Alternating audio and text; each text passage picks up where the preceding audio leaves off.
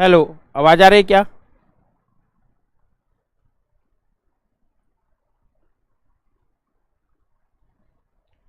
Hello, am I Audible?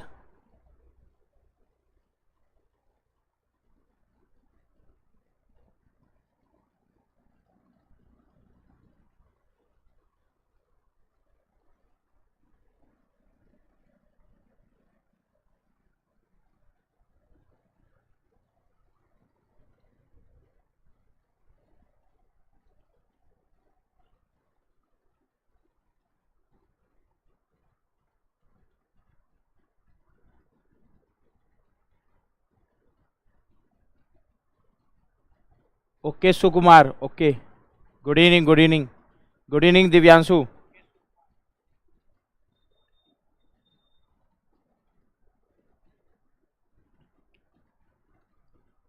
Good evening friends. नमस्कार, आदाब, सत श्री अकाल, कैसा है, केम छो, hello and welcome in GATE Wallah. So student, this is revision through question series. In this series we are discussing the question of various subject. Like today I am going to discuss the questions of machine design. Questions of machine design. What I am doing, I will discuss 13 question from machine design subject. 6 question will belong to 1 marks and 7 question will belong to 2 marks. Means total you can assume we are taking a test of 20 marks question. Okay. So if all are ready, can we start? Please confirm all are ready or not. Be ready with copy, pen, calculator. Okay. Today we'll discuss 13 questions of machine design in this revision through question series. 6 question of 1 marks and 7 question of 2 mark. Okay, Sukumar. So we are starting. This is the schedule, complete schedule of revision through question series. Already Negi sir has started this series of basic from subject basic thermodynamics on 12th of January. After that, engineering approved sir has completed engineering mechanics subject on Saturday on 14th January. Then at 2 p.m. Vishal sir has completed mathematics subject. Then Swadesh sir has completed material science and manufacturing. And then Vinay sir has completed applied thermodynamics subject. Today I am going to discuss machine design subject with you all. And tomorrow, Amulya Ratan sir will start aptitude. After that, Amit Dikshit sir, industrial and operation research on Sunday, 22 January. Then Vishwanajit sir, theory of machine and vibration on 23 January. Aditya Pal sir, manufacturing process 2 on 25th January. Then Amit Maurya sir, fluid mechanics and turbo machinery on 26th January. After that, again approved sir will start strength of material on Friday, that is on 27th January. Then I think it is hidden, but it is Sandeep sir, heat transfer on Sunday. So it is the complete schedule of revision through question series. And today I am going to discuss machine design subject. Okay, I hope all are ready. Okay, this is complete team Drona of mechanical engineering. He is Devin Negi sir. Already he has completed thermodynamics in this series. Approved sir, Amit Dikshit sir, Vishwajit sir, Sandeep sir, Swadesh sir, Vinod sir, Aditya Pal sir, Amit Maurya sir, Ratan sir, it's me. Today I am going to discuss machine design subject. Vishal Soni sir, Vinay sir and Kuldeep sir. Okay. So I am starting and this is the first question. Okay. I hoping all are ready with copy, pen and calculator. So now in the screen first question will be visible. This is first question. Please solve the question and before me your answer should come in the chat box. Before my answer, when I will discuss, your answer should come in the chat box. This is the first question. This question is from design of brake topic. Okay, this question is from design of brake. It is multiple choice question, that is MCQ. Means in this question, out of this 4 options, 1 option will be correct. Okay, and from GATE point of view, it will belong to 2 marks. Means this is 2 mark question. What this question is saying, in a short shoe brake shown in figure, this diagram is given. Coefficient of friction between the drum and the shoe is 0.25. Coefficient of friction between the drum and shoe is given. Suppose I am denoting coefficient of friction with mu, so it is given, it is 0.25. And this brake is short shoe brake. Whenever brake is short shoe brake, in that case, we refer equivalent coefficient of friction. During shoe brake, instead of taking a coefficient of friction, we generally use equivalent coefficient of friction. But for short shoe brake, equivalent coefficient of friction will be exactly equal to actual coefficient of friction, that is mu. Means here mu equivalent will be equal to 0.25. Now drum is rotating clockwise, so direction of rotation of drum is given. It is rotating clockwise. We have to find diameter of the drum is 600 mm. If diameter of the drum is 600 mm, radius will be 300 mm. In SI unit it will be 0.3 meter. Now we have to calculate braking torque. To calculate braking torque, first we need to calculate normal force which will come in the drum. How will calculate? For that, what we will do? We will draw the free body diagram, that is FBD of this lever and this drum. Now to draw FBD of lever and drum, actually this lever and drum are connected with this contact region. This is the contact region between lever and drum. But during analysis, what we do? We replace this contact region with single contact point, which is the midpoint of this contact region. Now midpoint of this contact region is this point. So during analysis, we replace this whole contact region with single point of contact, that is A. And when we will draw FBD of this lever and drum, we will apply contact force, or we will draw contact force at contact point A. Means although here this contact region are making contact with each other, but during analysis of shoe brake, we will replace this contact region with single contact point A, which is the midpoint of this region. This is single contact point A. Okay, and it is the point A of drum and it is the point A of lever. Now we can draw free body diagram. When we will draw free body diagram in shoe brake, first we will draw the free body diagram of drum. Okay, and whatever contact force will come at point A in the free body diagram of drum, equal and opposite contact force will come at point A in the free body diagram of lever. But we always first we will draw the free body diagram of drum, and when we are drawing free body diagram of drum, at contact point A in the drum, two force will come. One is contact force N and another one is friction force. First we will draw the direction. We will draw contact force N. Now what will be the direction of contact force? Direction of contact force, suppose I am denoting contact force with N. First I am drawing normal force. What will be the direction of normal force? Normal force will always be from point A towards the center of drum. Means at this location, if you will draw a force whose direction is from A to center of the drum, it will be like this, and this direction will represent the direction of normal force at location A in the FBD of drum. After drawing normal force, we will draw friction force. Friction force will always be perpendicular to normal force. Right now normal force is coming in this direction, so friction force will come in its perpendicular direction, like in this direction. Now in this direction, what will be the sense of friction force? So if we are drawing the friction in the FBD of drum, the sense of friction force will be opposite to the direction of velocity of point A. But listen my point carefully. When you are drawing this friction force in the FBD of drum, in that case the sense of friction force will be opposite to the direction of velocity of point A. Now this drum is rotating clockwise, so in this case direction of velocity of point A will be this. Please comment on the chat box. In this case, what will be the sense of friction force, 1 or 2? In which direction friction will act, in direction 1 or in direction 2 in the FBD of drum? So the friction force will be opposite of direction of velocity of point A. This is the direction of velocity of point A. Very good, Sukumar. So in this case, friction will be opposite to this direction, means in this direction friction force will act. So this is the correct sense of friction force. Very good, Sukumar. And friction force will be mu equivalent into N. Okay. Now after finding the contact force at point A in the FBD of drum, in the FBD of lever, equal and opposite contact force will come.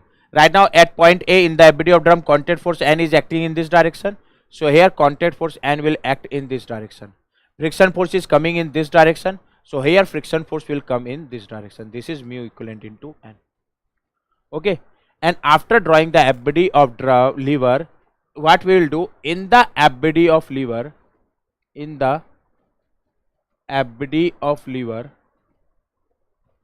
will take now summation of moment about fulcrum. Which is fulcrum? The point where lever is lever is hinged. Right now lever is hinged at this location. This point we treat as fulcrum, and in the FBD of lever will take net moment or summation of moment about fulcrum O 0. This equation or equilibrium equation I am using for FBD of lever. So use all the forces which is coming in the FBD of lever. and will take net moment about fulcrum O equal to 0. And if you use this summation of moment about fulcrum O 0, you will get one relation between this braking effort and mu n. And since braking effort is given, from this equation we can find the value of n. And after finding value of n, you can easily find the braking torque, which is our objective which is right now our objective is to calculate. Now, summation of moment about fulcrum O. First we will take moment of force P about O. But right now you can see this lever is inclined. It is inclined. Its angle from horizontal is 30 degree. But right now force P is this, suppose I am denoting this braking effort as P. This braking effort P is coming in vertical direction. So what I am doing, I am resolving this braking effort P in two parts. Okay, like this. I am resolving one in this direction and another in this direction. This direction is perpendicular to the lever, and this direction I am resolving this braking effort P in two direction, one in this direction, one in this direction. These are two perpendicular direction. This direction is along the lever, you can see, and this direction is perpendicular to the lever. Okay. Now to find this component and this component of this force P, first we need to find this angle. How you can find this angle? So already this angle is given in the question. It is 30 degree. It is the angle between this line and horizontal line. Now what we know, if angle between two line is theta, if smaller angle between two line is theta, then a smaller angle there perpendicular line will also be theta. Please comment. This angle of force P from this direction will be 30 degree, or this angle will be 30 degree. Please comment. Okay, this angle is 30 degree or this angle is 30 degree, means angle of force P from the line which is along lever will be 30, or angle of force P from the line which is perpendicular to the lever, that angle will be 30. So here the angle of force P from the line which is perpendicular to the lever, that angle will be 30 degree. Why, sir? If you will do this here calculation error, you will also get one option. Okay, that's why I am saying be careful with calculation always. Okay, this is in MCQ, and this all of four option, if you will do any calculation error in this question, you will get any one option. It is 100% sure. If you take this angle 30 degree, I think for this question you will get option B, which is incorrect, because actually this option, this angle is 30 degree. How? Very good. How? If angle between two line is 30, then angle between their perpendicular line will also be 30. This is vertical, means it is perpendicular to horizontal, and this line is along the lever, and the line which is perpendicular to the lever is this line. So if angle between these two line is 30, their perpendicular angle between their perpendicular line will also be 30, and line which is perpendicular to this is this line, and line which is perpendicular to horizontal is vertical, means this angle will be 30 degree. Okay. Now since this angle is 30 degree, so if you resolve this force P or 5000 Newton force along this line, this component I am writing here, this component will be 500 cos 30. Similarly, if you resolve this force along this line, that is along the lever, this component will be 500 sin 30. After resolving like this, now we can take net moment or summation of moment about point O 0. And if you write the equation summation of moment about point O 0, it will be, first I am writing the moment of about point O for this force. This force is 500 cos 30. Now we will see the perpendicular distance of this force from O. Since this angle is 90, so this will be perpendicular distance from O, and this distance is 400 plus 200, that is 600 mm. So perpendicular distance of this force from O is 600 mm. Now what is the direction of moment of this force about A? If you see the direction of moment of this force about O, the direction of moment of this force about O, it is clockwise. Suppose if you are adding clockwise movement, then you will subtract anti-clockwise movement. So since it is clockwise, we are adding this, that's why I am using plus sign. Now if you take the moment of this force about O, it will be 0. Why, sir? Because it is along the lever, means it is passing through the fulcrum O. So its moment about O will be 0, that's why I am not writing this. Now moment of this normal force N, this moment of this normal force N is, it is N. Now see its perpendicular distance from O. Its perpendicular distance from O is 200. So it is 200. Now direction of moment due to force N about O is, direction of moment due to force N about O is anti-clockwise. Right now we are adding clockwise moment, so definitely we will subtract anti-clockwise moment, that's why minus sign. Now moment due to this friction force, first this friction force is mu equivalent into N, value of mu equivalent is 0.25, I am directly putting into N, this is force. Now moment due to of this force about O will be, for that we need to see its perpendicular distance from O. Its perpendicular distance from O, it is in this direction, so this distance will be perpendicular distance. So its perpendicular distance from O is 30 mm. Now direction of movement due to this force about O, direction of movement due to this force about AEO is anti-clockwise, and right now we are subtracting anti-clockwise movement. Please comment on the chat box what value of n is coming. Okay, if you solve this, you will get the value of n. It is coming 500 cos 30 into 600. It will bring this minus this side, it will become plus. If you can take n common, after taking n common, it will come below side. So it is coming 200 plus 0.25 into 30. Okay, from this equation you can calculate value of n. From this equation you can calculate value of m. What value of n is coming? If you solve this, you will get the value of n. It is coming, I think, 1 to 500 cos 30 into 600 divided by 200 plus 0.25 into 30. It is coming 1252.085 Newton. It is the very good Sumakar. It is the value of normal force. After calculating value of normal force, you can calculate braking torque. Okay, please reply me one more thing. This brake for clockwise rotation, it is self-energizing brake or not? This is your homework. You have to tell whether this brake is self-energizing or not for clockwise rotation of drum. Now after calculating n, you can easily calculate, after calculating n, you can easily calculate braking torque. Why? Because formula to calculate braking torque in shoe brake is, formula to calculate braking torque in shoe brake is mu equivalent into n into radius of drum, because braking torque in drum will come due to friction, and friction force is mu equivalent into n. Its radial distance from perpendicular distance from center is equal to radius of drum. Mu equivalent is 0.25. Yes sir, n is 1252.025, 1252.085 into radius of drum. I am calculating braking torque in Newton meter, so we'll put radius in meter. Radius of drum in meter is 0.3 meter. Okay, after solving this, we'll get the value of braking torque. How much value of braking torque is coming? It is coming 0.25 into 0.3. It is coming, you can check calculation, 93.906 Newton meter. So it is the value of braking torque which examiner is asking. 93.906 Newton meter. Okay, 93.9. Means which option is correct? Option A. Okay. You can say, sir, it is simple numerical. So why you have not given this question in NAT?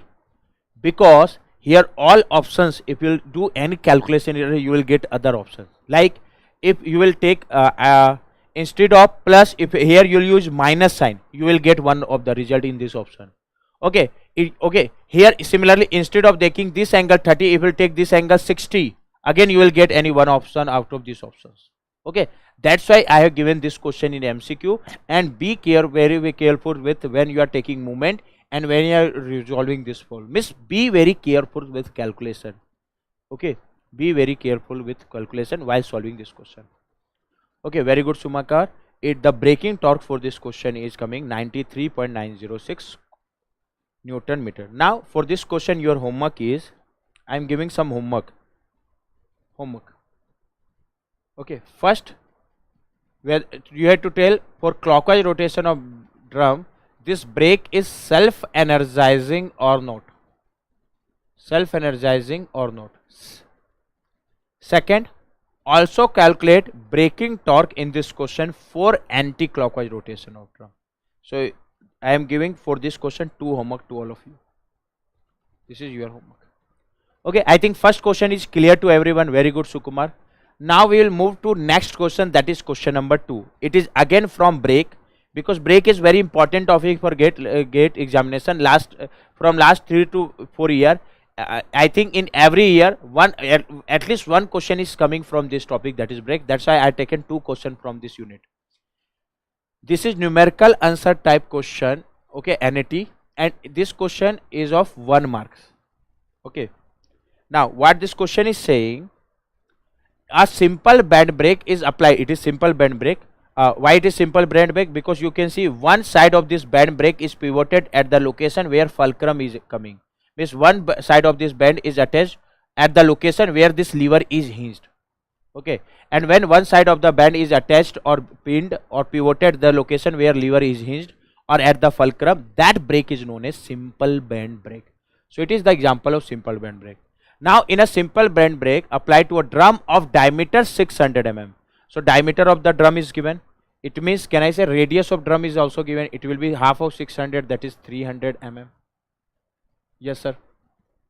Braking effort required at the end of lever is 1000 Newton. Sorry, it is the braking effort P, and value of braking effort P is given. It is 1000 Newton. Drum is rotating anti-clockwise. Direction of rotation of drum is given. Right now, drum is rotating anti-clockwise. Very good. Sukumar, self-energizing. Sukumar, I think for anti-clockwise rotation of drum, this brake is not self-energizing. It is not a self-energizing brake, Sukumar. Here you can see what is self-energizing. If friction is increasing braking effort, then that brake is not self-energizing. Self-energizing means friction should reduce braking effort. Here you can see with friction, if you shift this side, with friction plus sign is coming, means here friction is increasing the braking effort, means this brake is not self-energizing. And shortcut method to find whether brake is self-energizing or not, see the direction of movement due to effort P about O, it is clockwise. See the direction of movement of friction about O, that should be about O, it is anti-clockwise. Both directions are different. If direction of movement of effort P and direction of movement of friction force about O, both are same with respect to direction, if both are same, then that brake will be self-energizing. Otherwise brake will not be self-energizing. It means this brake is not self-energizing. Okay, very good, Hari Prasad. So this brake is not self-energizing for clockwise. If you will do analysis for anti-clockwise, you will find this brake is self-energizing. Okay, now I am solving this question. What this question is saying, braking effort P is 1000 Newton. Now drum is rotating anti-clockwise. Yes sir. Tension in the tight side of the band is, here examiner is just asking tension in the tight side. Generally we denote tension with the tight side as T1, tension in the slack side as T2. This is our general notation. So since we have to calculate tension in the tight side, okay, means we have to calculate tight side tension, that is T1. Now how we can calculate? No other information is given in this question. Here braking effort is given. Now to calculate tension, first draw the FBD of drum and lever. Okay, and here in band brake, how you can draw the FBD? For that, one simple approach is just cut the band from both sides. If you cut the band from this side also, cut the band from this side also. If you cut the band from this side, it will look like this. Now at the location from where we have cutted the band, at that point tensile force or tension will come, because band is in tension. Okay, so here apply a arrow which will try to elongate the band, because tensile force is coming in the band. Now here to apply the arrow which will try to elongate the band, we need to apply arrow like this. This is tension for this band, and whatever tension will come here, equal and opposite tension will come here. Similarly, we will apply a arrow at this location which will try to elongate the band. For that we need to apply tension like this. Now whatever tension will come at this location, equal and opposite tension will come here.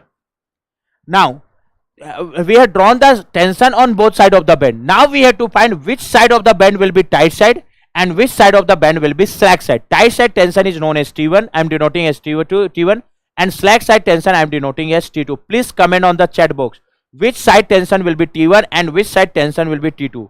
Hari Prasad, I think you had done some calculation error. Sorry, Asip. Which of the band is tight side and which side of the band is slack side? That is very important.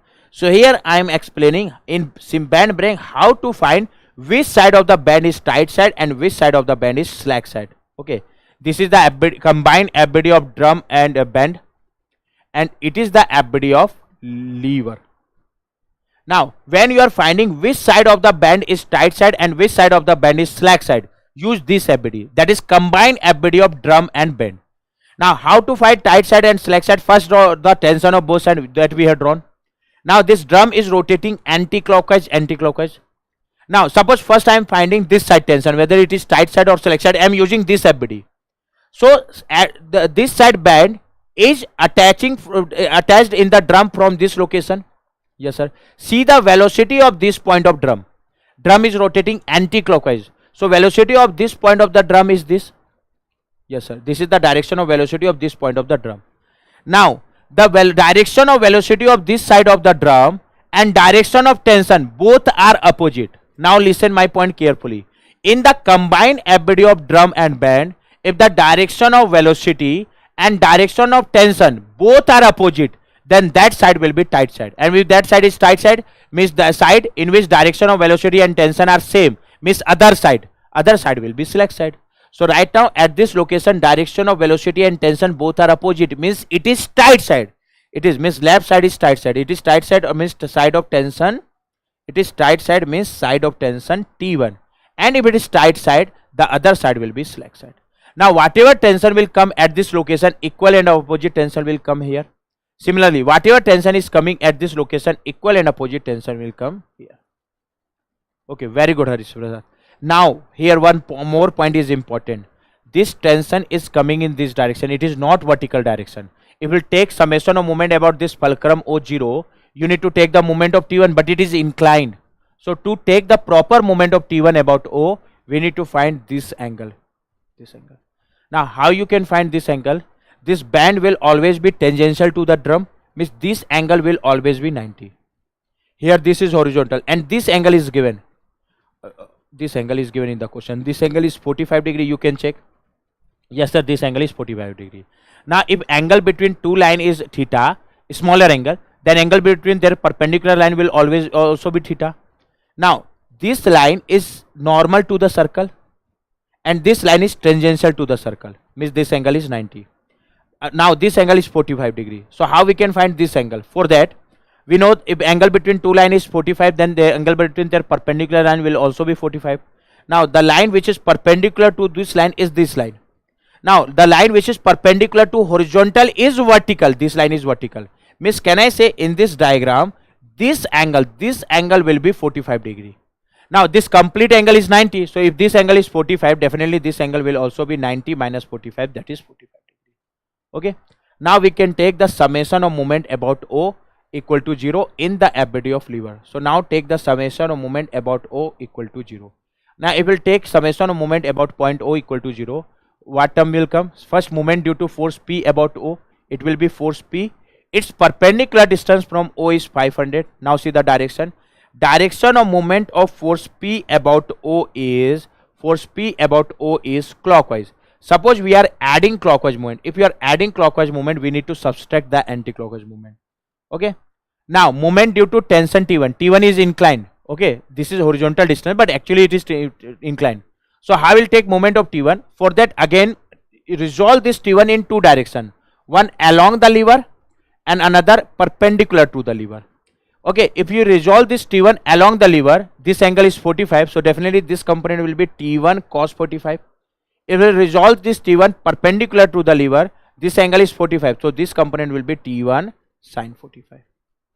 So to take the moment of T1 about O, we will take the moment of this component about O and this component about O. First I am taking moment of this component of T1 about O. It will be, first value of this component is T1 sin 45. So it is T1 sin 45. Now perpendicular distance of this component from O, since it is vertical, we will see horizontal distance. This distance is 100 mm. So its perpendicular distance from O is 100 mm. Now direction of movement due to T1 about, direction of movement due to this component, that is T1 sin 45 about O. It is anti-clockwise.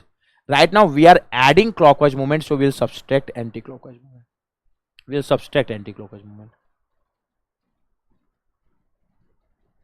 Okay.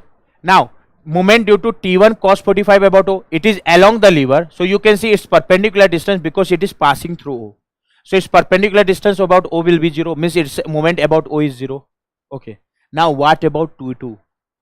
T2, you can see T2 is passing through O because it is simple band break. So this line or this band is attached to O. So ultimately T2 is passing through O.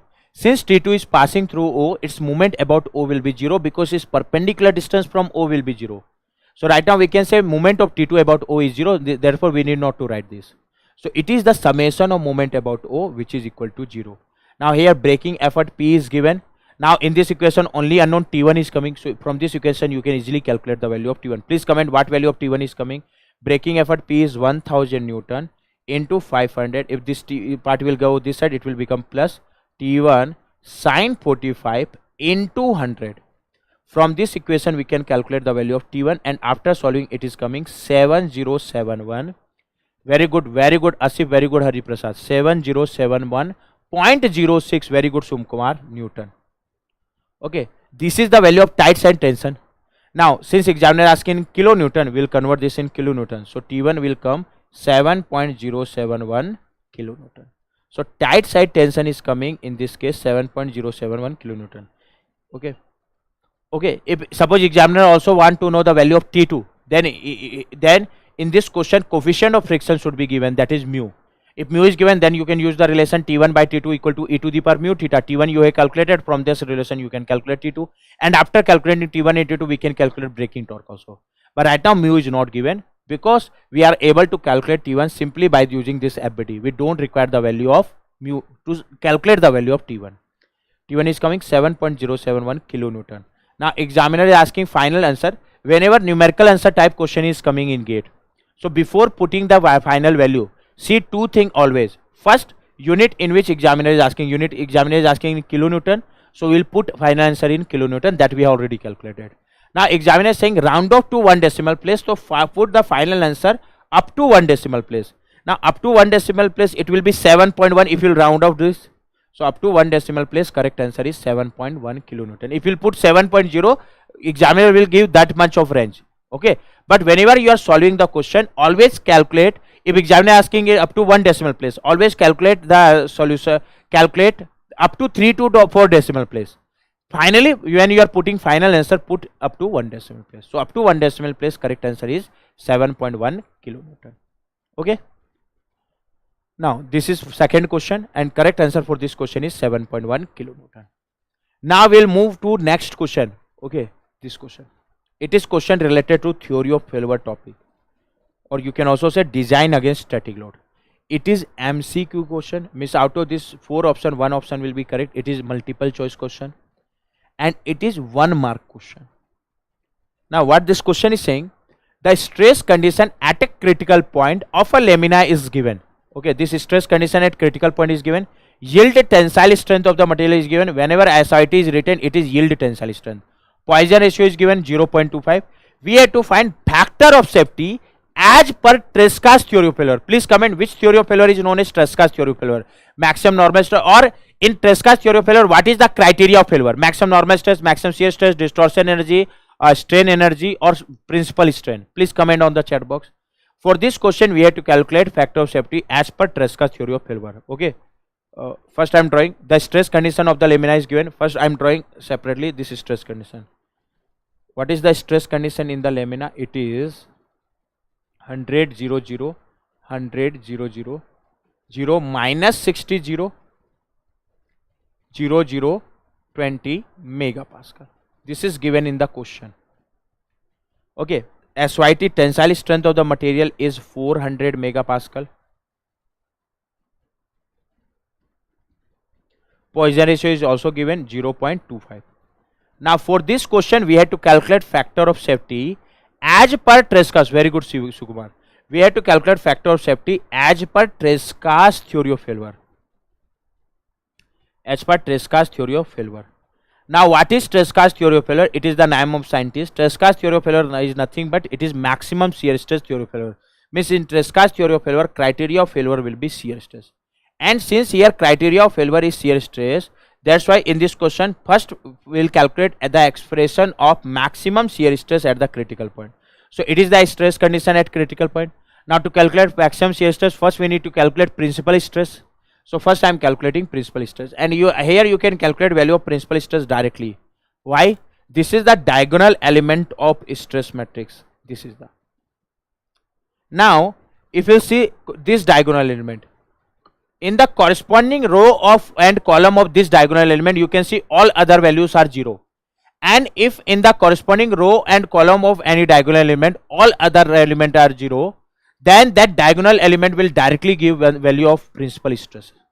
Okay, whenever in the corresponding row or column of any diagonal element, all other value are 0, then that diagonal element will directly represent the value of principal stresses.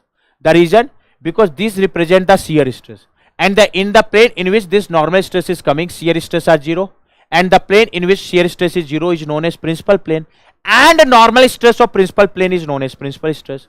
So here this value will directly give one of the principal stress of this stress condition, which is 100 megapascal. Suppose I am denoting this principal stress as sigma 1. Similarly, this diagonal element will again represent another principal stress. Why?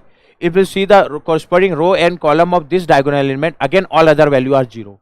So this diagonal element will again represent one principal stress. Suppose I am denoting this as sigma 2, it is minus 60 megapascal. Similarly, this is also one of the principal stress, which is 20 megapascal.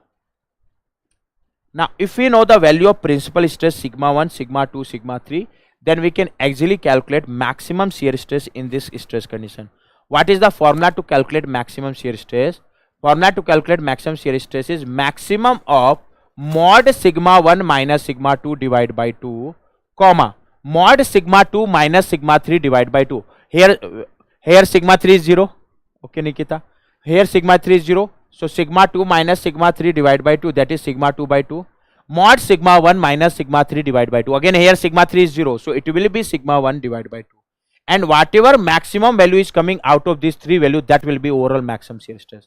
Means tau max is max of mod sigma 1 minus sigma 2 divided by 2. Sigma 1 is 100 minus sigma 2 is minus 60 divided by 2, comma, sigma 2 is minus 60, so divide by 2, comma, sigma 1 is 100 divided by, sorry, here I have done one mistake. What mistake? I have taken sigma 3 0. Actually sigma 3 is not 0, it is 20. So it will be mod sigma 2 minus sigma 3 divided by 2, mod sigma 1 minus sigma 3 divided by 2. Sigma 3 is not 0, na? Comma, sigma 2 is minus 60 minus sigma 3 is 20 divided by 2, comma, sigma 1 is 100 minus sigma 3 is 20 divided by 2.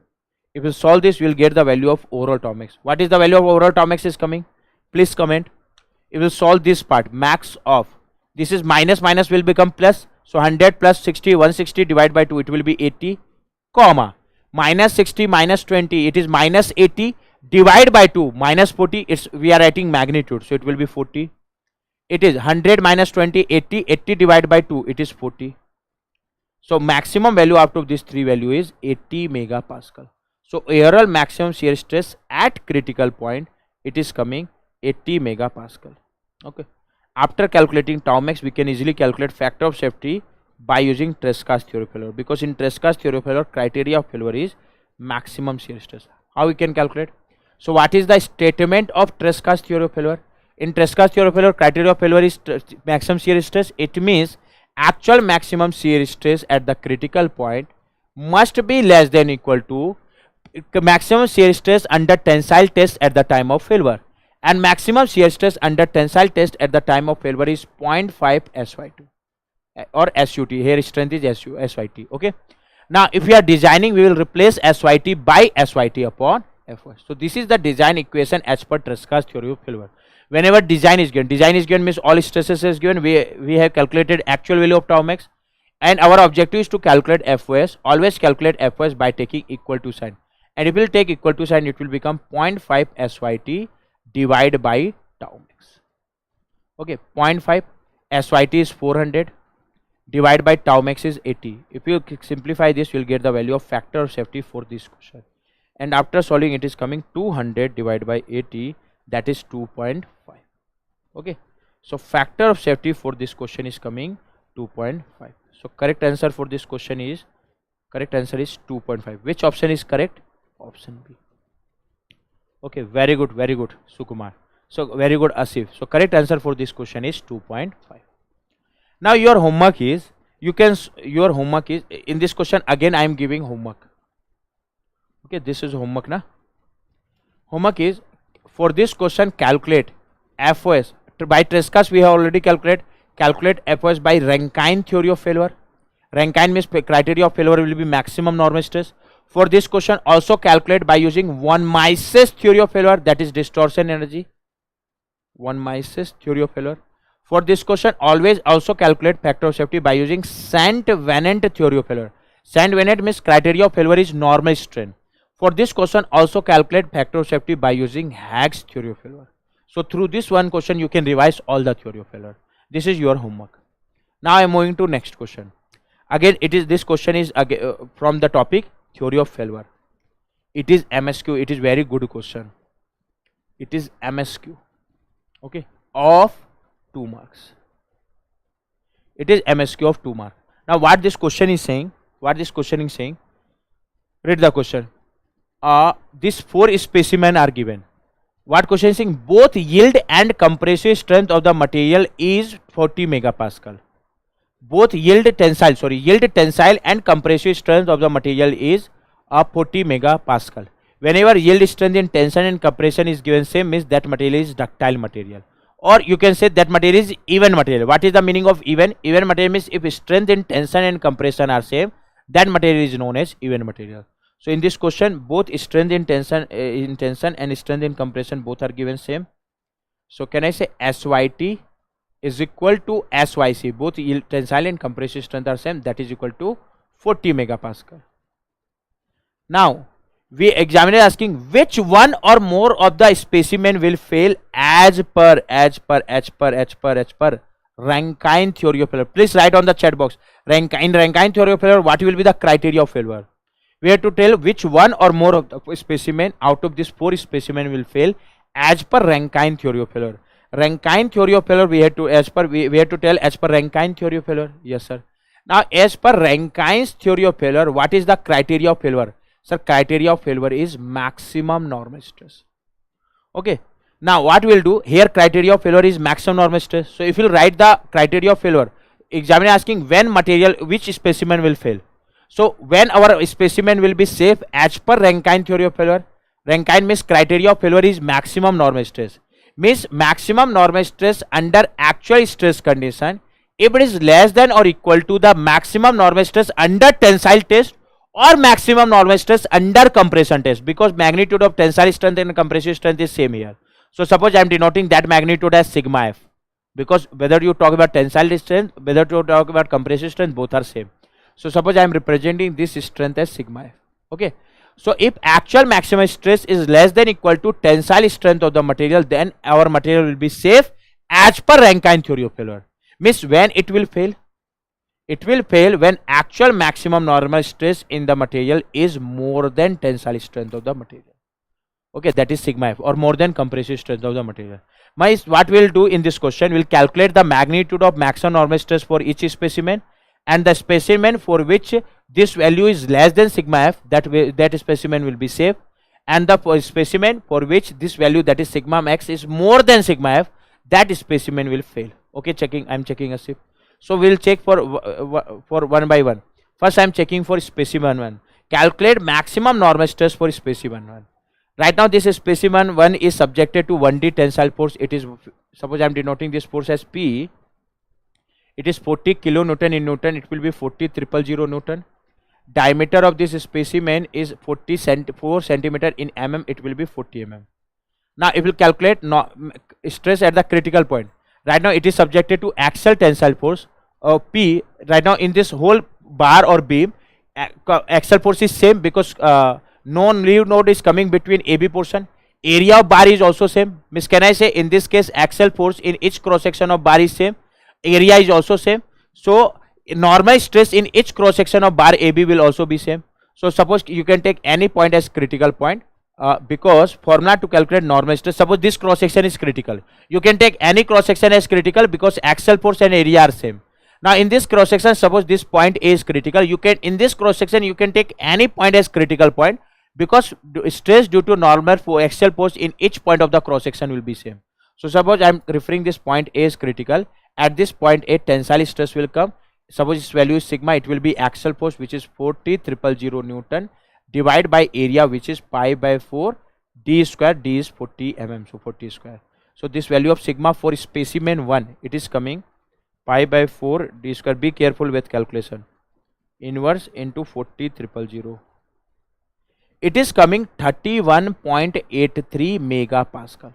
Now we have to tell as per Rankine theory of failure, na. So we have to find for this condition 1 or specimen maximum normal stress. So right now it is subjected to 1D tensile stress, and if any lamina is subjected to 1D tensile stress sigma, in that case value of principal stress will be sigma 0 0, and sigma will be overall maximum normal stress. So here can I say in this case at critical point value of overall maximum normal stress is equal to sigma, which is 31.83 megapascal. Now you have to see whether it is less than sigma f, more than sigma f. Sigma f is 40, means it is less than sigma f, means can I say this species 1 is safe. It is safe as per Rankine theory of failure. Okay, and we have to tell which specimen will fail. So specimen 1 is not failing, it is safe, means can I say for this question option A is incorrect, because examiner asking which will fail, specimen 1 is not failing. Very good Aditi, very good Sukumar. Now we will take do the analysis for specimen 2. Now this specimen 2 is subjected to torsion moment. It is torsion moment. Suppose I am denoting this torsion moment as T. It is 300 Newton meter. In Newton mm it will be 300,000 Newton mm. Again diameter is 4 centimeter. So in mm diameter, suppose I am denoting diameter with D, it will be 40 mm. Now we will calculate torsion shear stress. Now due to torsion in the cross section, suppose this point is critical point. Okay. Why I taken this point as critical point?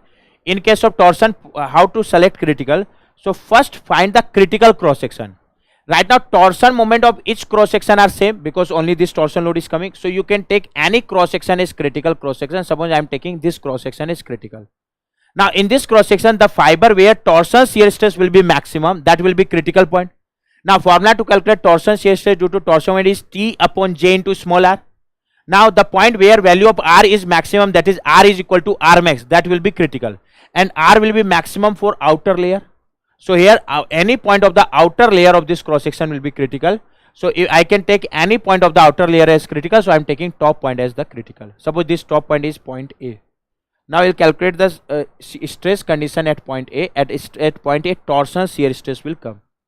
Now suppose I am denoting torsion shear stress as point to A is tau TA, and it will also be maximum torsion shear stress, because at point A maximum torsion shear stress will come. Okay, so it is torsion shear stress in perpendicular plane, complementary shear will come. Now formula to calculate this torsion shear stress is T upon J into R max, but for circular cross section it is nothing but maximum torsion shear stress. For circular cross section, if we simplify this formula, it will come 16 T upon pi d cube. Generally most of the student already know this formula. If we simplify this, for circular T is T, J is pi by 32 d to the power 4, value of R max will be d by 2. If you simplify this, you will get this result. And right now apart from this torsion moment, no other load is coming. So it is also overall maximum shear stress for this course. Okay, what value of this is coming? Please comment its value. 16 T. T is torsion moment, it is 300,000 Newton mm divided by pi d cube. D is diameter, which is 40 cube. What is the value of maximum torsion shear stress is coming? Please comment for second question. It is coming 16 into 300,000 divided by pi divided by 40 cube. It is coming 23.873 megapascal. Okay, it is maximum shear stress. If no other load is coming apart from torsion, so whatever maximum value of torsion shear stress is coming, that will also be overall maximum shear stress. Okay, but right now the criteria of failure is normal stress. So for this question we have to calculate maximum normal stress. Right now it is subjected to pure shear. Suppose this pure shear I am representing as tau. So in case of pure shear, principal stress sigma 1 will be equal to tau, principal stress sigma 2 will be minus tau, principal stress sigma 3 will be 0. But if you don't know this relation, simply calculate the principal stress by using formula. Here can I refer this as tau xy, which is 23.873. No normal stress in x and y direction are coming. So can I say in this case sigma xx will be 0, sigma yy will also be 0, and it is subjected to 2D stress condition. So from the formula of principal stress, if we calculate principal stress sigma 1, 2 for this question, it will be formula of principal stress is sigma xx plus sigma yy divided by 2. But here sigma xx is 0, sigma yy is 0. So that part will become 0, plus minus square root of sigma x minus sigma y divided by 2 whole square. Again sigma x 0, sigma y is 0, plus tau xy whole square. And here tau xy is 23.873, it is square. If you will take plus sign, you will get sigma 1, which is 23.873 megapascal. If it all stresses are in megapascal, you take minus and you will get sigma 2. It is minus 23.873. And since it is subjected to 2D stress condition, in this case third principal stress will be 0. So here value of maximum normal stress, that is sigma max, is coming 23.873. Please comment specimen 2 will be safe or unsafe as per Rankine theory of failure. As per Rankine, it is less than 40 or more than 40. It is less than 40. Since it is less than 40 or less than sigma f, can I say this specimen will be safe as per Rankine theory of failure? It will be safe as per Rankine theory of failure. Very good. Miss, specimen 2 is also safe as per Rankine, and we have to tell which specimen will fail. So 2 is not failing. That's why option B is also not correct. Okay. If same specimen you will do analysis as per Tresca theory of failure, you will get result that it will fail. Because here oral tau max is this. This oral tau max should be less than 0.5 sigma f as per Tresca. And sigma f is 40, means 0.5 sigma f 20. Means it should be less than 20, but it is greater than 20, means it will fail. But right now we don't have to do analysis as per Tresca. Right now we have to do analysis as per Rankine. So as per Rankine theory of failure, it is safe. Okay. Now what about specimen 3? It is subjected to direct axial compressive force. Okay, it is subjected to direct axial compressive force. Suppose this force I am denoting as P, it is 80 kilonewton. So in Newton it will be 80,000 Newton. Due to this, calculate the stress at critical point. Now, since the axial force of whole bar is same, so you can take any cross section as critical cross section. In case of axial force, in this critical cross section, you can refer any point as critical point. Reason? Because in the cross, due to axial force, in each point of the cross section, stress will be same. So suppose I am taking this point A as critical point. Now I will calculate stress at point A. Definitely it is compressive force. So here compressive, now 1D compressive stress will come, and its formula will be axial force, which is 80,000 Newton, divided by its area, which is pi by 4. Diameter is 4 centimeters. So in mm it will be 40. So 40 square. What value of axial compressive stress is coming? It is coming 80,000 divided by pi by 4 divided by 40 square. It is coming 63.662 megapascal. Now since we have to do the analysis as per Rankine theory of failure, so calculate the value of maximum normal stress. It is subject, very good Sukuman. Now it will fail or safe as per Rankine. So since it is subjected to 1D compressive stress, now whenever any lamina is subjected to 1D tensile stress or 1D compressive stress condition, say sigma, principal stress in that case will be sigma, 0, 0, and maximum normal stress will be equal to sigma. So here can I say the magnitude of maximum normal stress, here I am writing the magnitude, is 63.662 megapascal. Now it is safe or unsafe as per Rankine. For that we will see whether it is greater than sigma f or less than sigma f. Sigma f is 40, so it is greater than sigma f, that is 40. It means, can I say this specimen, that is specimen 3, will fail as per Rankine theory of failure? Yes sir.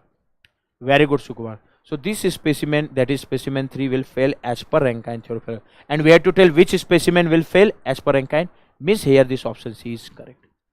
But since it is MSQ, we will also do analysis for option D. So now we will do analysis for option D, that is specimen 4. Now in specimen 4 you can see combined bending and torsion moment is coming. This bending moment is, suppose I am denoting as M, it is 300 Newton meter. In Newton mm it will be 300,000 Newton mm. Now it is torsion moment T, it is 400 Newton meter. So in Newton mm it will be 400,000 Newton mm. Now it is of circular cross section, suppose its diameter is D, it is 4 centimeter. In mm it will be 40 mm. And since we are doing analysis as per Rankine theory of failure, so for this stress condition we will find the value of maximum normal stress. If you have found, please comment what is the maximum normal stress for this case is coming. Now in case of combined bending and torsion, if you want, you can remember direct relation to calculate maximum normal stress and maximum shear stress. Right now our objective is to calculate maximum shear stress. What is the direct relation? If the critical, if the bending moment and torsion moment at the critical cross section is M and T, suppose first find the bending moment and torsion moment of the critical cross section. First here which cross section will be critical? For that see for which cross section bending moment and torsion moment is maximum. Right now can I say in this case bending moment of each cross section are same, which is this, and torsion moment of each cross section is also same. Means in this case right now you can refer any cross section as critical cross section. So suppose I am representing this cross section as critical, and bending moment of this cross section it will again be m, which is 300,000 Newton mm. Torsion moment of this cross section is T, which is 400,000 Newton mm. Now if this critical cross section is subjected to combined bending and torsion, and if this section is of circular cross section, so in this case if you want you can remember the direct formula to calculate principal stress. Here formula to calculate principal stress sigma 1 is 16 upon pi d cube in bracket m plus root over m square plus t square. Okay, formula to calculate principal stress sigma 2 is 16 upon pi d cube m minus root over m square plus t square, and here it will be subjected to 2D stress condition, means third principal stress sigma 3 will be 0. Now whatever maximum value is coming out of this 3 value, that will be overall maximum normal stress. Or here you can see out of this 3 definitely this first value, because here both term are adding, will come maximum, means here overall maximum normal stress will be this first value, that is sigma 1. So it is the expression of overall maximum normal stress. Similarly, in case of the combined bending and torsion, formula to calculate overall maximum shear stress, this formula you can remember 16 upon pi d cube root over m square plus t square. Okay, if you forgot this relation, then you can easily find this relation. It is the topic of strength of material. You can easily find the normal bending stress due to bending moment at critical point, find the torsion shear stress at critical point due to torsion moment, then it will be under 2D stress condition. So use formula for sigma 1 and sigma 2, sigma xx plus sigma y divided by 2 plus minus root over sigma x minus sigma y divided by 2 whole square plus tau x whole square, you will get this same result. But for combined bending and torsion you can remember this relation if you want. Now since we are doing analysis as per Rankine theory of failure, so our objective is to calculate overall maximum normal stress. Yes sir. Now formula to calculate overall maximum normal stress, that is sigma max, is it is equal to sigma 1. Now formula is 16 upon pi d cube root over in bracket m plus root over m square plus t square. Okay, now I will calculate 16 upon pi d cube. Diameter is 40, so it will be 40 cube. In bracket m is 300,000 plus root over m square. M is 300,000 whole square plus 400,000 whole square. If you simplify this, you will get the value of maximum normal stress. Please comment on the chat box what is the value of maximum normal stress is coming for this question. Very good Sukumar, very good YZ. For this question also it is coming 63.662. Now this is calculation, you can check. Now whether this specimen will fail as per Rankine or not. As per Rankine means we have to calculate overall maximum normal stress. Now we'll see whether it is greater than sigma f or less than sigma f. So sigma f is 40 and it is greater than sigma f, means again this specimen will fail. This specimen will fail as per Rankine theory of failure. So specimen 4 is also failing. So specimen 4 will fail as per Rankine theory of failure, means option D is also correct. Okay, so for this question correct option are, very good YZ, option C and option D. Now your homework is for this question do the same analysis as per Tresca's theory of failure, and you have to tell as per Tresca's which specimen will fail. Okay, it is MSQ, so again focus on all the options. Now this is your homework. Now for this question correct options are C and D. Now we are moving to next question. This is the next question. It is questions from clutch. Please solve this. Very good YZ.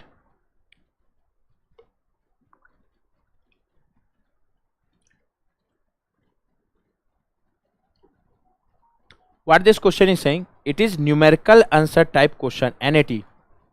Okay, and it is of 1 mark. What this question is saying, a disc clutch with single friction surface means number of pair of contacting surfaces given, it is 1, has coefficient of friction equal to 0.25, means mu, that is coefficient of friction for this question is 0.25. A spring force required at engaged position is 10 kilonewton. Here spring force at engaged position is given. We denote spring force at engaged position, that is W. We denote spring force with letter W, and value of W is given, it is 10 kilonewton, means in Newton it will be 10,000 Newton. I will always suggest whenever question from clutch is coming, always use the given data. Otherwise you can do some calculation error. Always you write the given data first. So spring force is 10 kilonewton, that is 10,000 Newton. Outer diameter, see carefully, it is diameter or radius, it is diameter. Outer diameter of the clutch plate or friction line is 400 mm. If outer diameter is 400 mm, outer radius will be half of 400, that is 200 mm. Similarly, inner diameter is 200 mm, so inner radius will be half of 200, that is 100 mm. Now, for assume clutch is old, please comment if clutch is old and no theory is given in the question. If no theory, whenever theory is given, then you don't assume anything. But if clutch is old and no theory is given in the question, which theory you will use to solve the problem? Uniform pressure theory or uniform wear theory? Okay. Assuming clutch is old, we have to find the torque transmitted by the clutch. If clutch is old and no theory is mentioned in the question, then to solve the problem, we will use uniform wear theory. This is important information. So to solve this question, we will use uniform wear theory. Very good, Sukumar. Now here we have to solve this question as per uniform wear theory, but in GATE a question can come from any theory. Okay, but right now we have to solve by uniform pressure theory. For clutch, what I am doing, I am summarizing all the relation, because if you will remember this summary, you can solve any question related to clutch.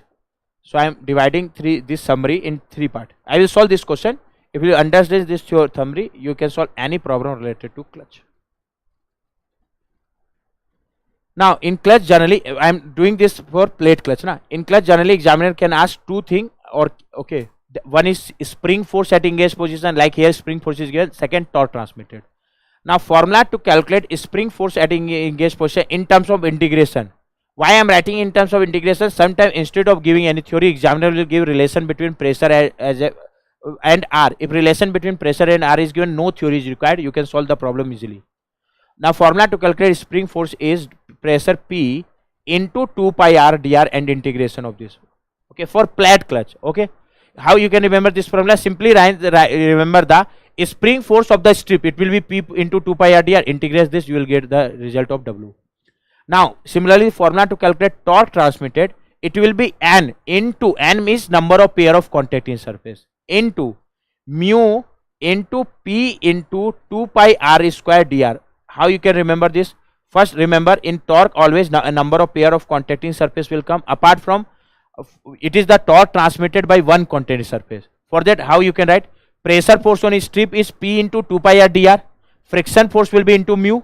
For calculate friction torque, again we need to multiply R. And if you will again multiply R, it will become R square. Now this is the relation of torque transmitted. Now if theory is mentioned, so 2 theory can come. Uniform pressure theory. Generally uniform pressure theory will use when clutch is new. Okay, so for uniform pressure theory, if we simplify this relation of W, it will be P into pi R naught square minus R square. Similarly, for uniform pressure theory, if we simplify the relation of torque, it will be N into mu W, it is in terms of W, R naught, into 2 by 3 R naught cube minus Ri cube upon R naught square minus R square. This is the summary of plate clutch. Second theory of uniform wear theory. Uniform wear theory assume the product of P into R is constant. Sometimes, and we denote this constant as C, because I will write the formula in terms of C. Okay, and if sometime examiner can give maximum pressure, if maximum pressure is given, from this relation you can tell P is inversely proportional to R, means when pressure will be more when R is less. So if maximum pressure is given, it will be at minimum radius. So P will be B max at inner radius. So if P max is given, so by using this relation you can find C. Now formula of W as per uniform wear theory will be 2 pi C. C is P max into Ri into R naught minus Ra. Formula of torque will be T is equal to N into mu W into Rm. Rm is mean radius. For uniform wear theory, it is R naught plus Ra divided by 2. This summary you can remember. Here which theory we have to use? Uniform wear theory. And W is given and we have to calculate torque. You can easily calculate torque. Formula of torque is for uniform wear theory N into, very simple, mu W into Rm. Rm is R naught plus Ra divided by 2. Here I am putting force in Newton, dimension in mm, so I will get torque in Newton mm. What answer is coming? Very good, Asif, 375 Newton meter. N is 1, mu is 0.25, W is 10,000 Newton into R naught is 200 plus Ra is 100 divided by 2. If you simplify this, you will get the value of torque. After solving, it is coming 375,000. Please confirm me. Newton mm. Now, examiner is asking in which unit? See carefully. Examiner is asking in Newton meter. Okay, so in Newton meter, torque will be 375 Newton meter.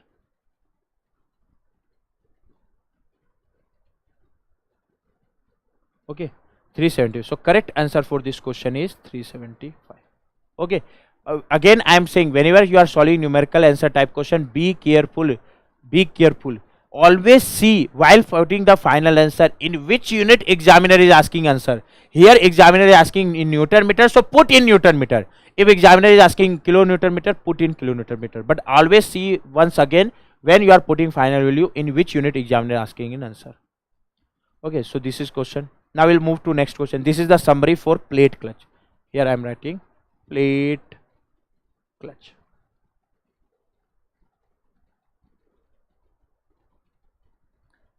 Okay, now I'm moving to next question. This is the next question. Again, this question is from static load or theory of failure.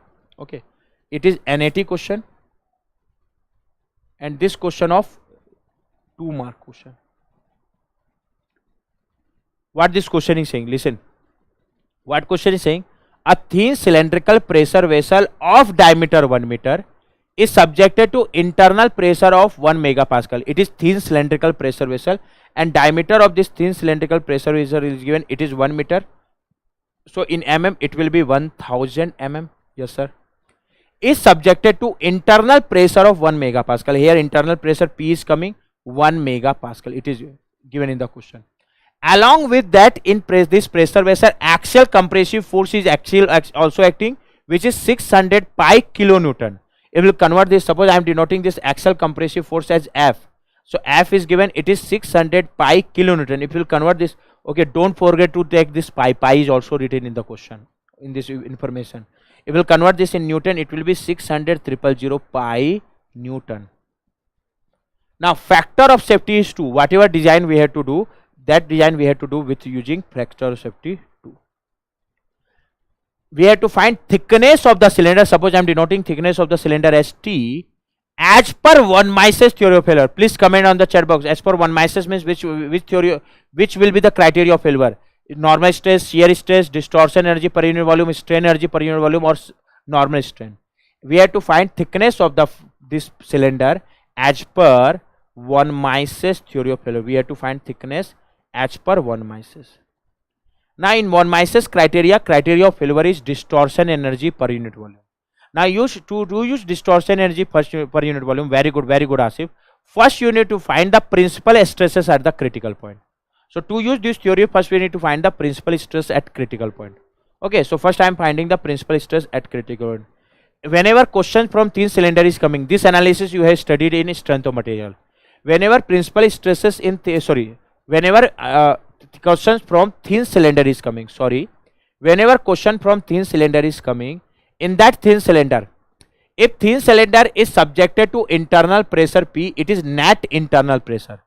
And here along with internal pressure P, axial force is also coming. Right now the nature of this axial force is compressive. It might be possible in some other question, tensile force can also come. But right now its nature is compressive. In that case, in this thin cylinder, two type of stress will come. One is longitudinal stress and one is hoop stress. Hoop stress is the stress which comes or induces along circumferential direction. This is circumferential direction. And longitudinal stress is the stress which comes along length direction. This is length direction. Okay. And one more stress induces, that is radial stress, which radial stress induces in radial direction. Okay. But for thin cylinder, if it is subjected to internal pressure and axial force, the value of radial stress is negligible. So during analysis, we take value of radial stress equal to 0. So here one stress will come, hoop stress. Now formula to calculate hoop stress, this formula or derivation you have studied in strength of material. I am not going on derivation, but whether you studied or not, but you can directly remember this relation. So formula to calculate hoop stress will only depend upon the internal pressure. It will not depend upon the axial force. So a formula of hoop stress will only depend upon the internal pressure, means it will only come due to pressure. And formula to calculate this hoop stress is PD divided by 2T, where P is net internal pressure. P should be internal pressure, net internal pressure. D is diameter of the cylinder, but here you can say, sir, 3 diameter will come, inner, outer or mean. Which diameter will take? So if only one diameter is given in the question, whatever this diameter, whether it is inner, outer or mean, in this formula put this value. Because actually it is thin cylinder, so inner, outer or mean, all diameter will be near to each other. But actually in this formula generally we take inner diameter, but if in question it is not mentioned which diameter it is, inner, outer or mean, directly take that diameter which is given in the question. Here diameter 1000 mm is given, so here we'll put 1000. So it is the formula of to calculate hoop stress. Its nature will be tensile. When I will write this formula, for tensile I will use plus sign, for compressive I will use minus sign. So its nature is tensile, that's why I have used plus sign. Now you can find the relation of hoop stress. It will be pressure is 1 megapascal, diameter is 1000, divide by twice of thickness. Thickness is unknown, so it will come in terms of thickness. So it is coming 500 divided by 2 T. Second stress which will come is longitudinal stress. It will come along length. Now longitudinal stress will depend upon two things. One is pressure. So first I am writing the formula to calculate longitudinal stress due to pressure. Due to pressure, formula of longitudinal stress is half of formula of hoop stress. It is PD by 2T. So longitudinal stress formula due to pressure will be PD by 4T. But it is not total longitudinal stress, because along with that axial force is also coming. It is due to pressure, internal pressure. Now due to axial compressive force, now forget about pressure, now see, do the analysis for longitudinal stress due to axial compressive force. So right now in this thin cylinder, axial compressive force is coming. If you cut this cylinder from this section, at this portion longitudinal stress will come. Now due to a compressive force, the nature of longitudinal stress at this section will also be compressive. Okay, and for compressive I am using minus sign. So first to calculate normal stress longitudinal stress due to this axial compressive force, here I am using minus sign. Why? Because compressive force, axial force is compressive nature. Now magnitude of longitudinal stress due to this compressive force will be, I am writing formula, it will be axial compressive force, which is F minus I have already written here, divide by area in which this longitudinal stress is coming. This longitudinal stress is coming in this area, and this area is like hollow cylinder. But since it is thin hollow cylinder, and formula to calculate area of thin hollow cylinder is pi into D into T. Whenever thickness is less, formula to calculate area is pi into D into T. So area of this portion of cylinder in which longitudinal stress is coming is pi into D into T. If you want, you can remember this formula directly. If this axial force is tensile, here plus sign will come. It is compressive, here minus sign will come. So this is the formula to calculate longitudinal stress. Now P is internal pressure. Internal pressure is 1. Diameter is 1000 mm. Divide by 4T. Okay, you can directly write it is 500 T. So you can directly write as this as half of this. That is 250 divided by T. If you want, minus F is 600,000 pi. Don't forget to take pi. Please comment what value of sigma L is coming. Divide by pi dt. So pi is pi, D is diameter, which is 1000 mm, and T is thickness, which is our objective is to calculate. If you simplify this, you will get the formula value of sigma L. Okay, it is coming, very good. It is coming 1000 divided by 4 minus 600,000 pi divided by pi into 1000. It is coming minus 350 upon T. You can check. Very good, Asif. Now third, radial stress. In thin cylinder, radial stress will be negligible. And in thin cylinder, no shear stress comes in longitudinal direction, circumferential direction, and in radial direction. If no shear stress is coming, means these are the principal stress. Means can I say these are the principal stress? Now take any stress as first principal stress, that is sigma 1. So suppose I am referring this as sigma 1. I am referring this as sigma 2. I am referring this as sigma 2. So we have calculated the value of sigma 1, sigma 2 and sigma 3. So now you can use any theory of failure, and right now we have to calculate thickness by using which theory of failure? Von Mises theory of failure. So right now our objective is to calculate thickness by using von Mises theory of failure. Now what is von Mises theory of failure? In von Mises theory of failure, criteria of failure is distortion energy per unit volume. What is the statement of distortion energy per unit volume? It says that actual distortion energy per unit volume at critical point must be less than equal to distortion energy per unit volume under tensile test at the prime of failure. Now what is the formula to calculate distortion energy per unit volume? It is 1 upon 6g, but during analysis this 1 upon 6g term will get cancelled. In bracket I am writing the formula sigma 1 square plus sigma 2 square. It is distortion energy per unit volume. Here I 1 upon 6g will also come, but it will get cancelled. That's why I am not writing. Plus sigma 3 square. Right now value of sigma 3 is 0. So if you want, you can directly put the value of sigma 3 0. Minus, but I am writing complete formula. Sigma 1 sigma 2 plus sigma 2 sigma 3 plus sigma 1 sigma 3. It is actual distortion energy per unit volume. Okay, it must be less than equal to distortion energy per unit volume under tensile test. Now distortion energy per unit volume under tensile test is 1 upon 6g into sigma f square. Sigma f square. Sigma f is tensile strength. So 1 upon 6g has cutted. In bracket sigma f square. Okay, square. Here square will come. It will bring a square this side. It will become root. If you want, you can keep square that side also. But I have bring square this side. It will become root. Now it is the safe condition. Now when we are designing, we will take factor of safety. Factor of safety means we will always replace this tensile strength by tensile strength upon Fs. So it is the design equation as per Mises criteria. Right now sigma 1, sigma 2, sigma 3 all value we have calculated. Since sigma 3 is 0, if you want to simplify this, put here sigma 3 equal to 0. It will become sigma 1 square plus sigma 2 square minus sigma 1 sigma 2. That is equal to sigma which should be less than equal to sigma f upon Fs. If you want, you can remember this relation for 2D stress condition. 2D means when sigma 3 is 0. But why to remember? Directly by putting sigma 3 0, you can get this. Now sigma 1 is given. It is sigma 1 we have calculated. It is 500 upon t. Sigma 2 is minus 350 upon t. Sigma 3 0, which we already reported. So if we simplify this, it will come in terms of thickness. Now when I am putting for this relation, since in sigma 1 also 1 by t is coming, in sigma 2 also 1 by upon t is coming. So here 1 upon t square will come, 1 upon t square will come. Here also 1 upon t square come. If you will bring 1 upon t square outside root, it will become 1 upon t. Sigma 1 is 500 upon t, okay, square, plus it is minus 350 square, but square of minus will be plus. Minus in bracket sigma 1 500 upon t, sigma 2 minus 350 upon t.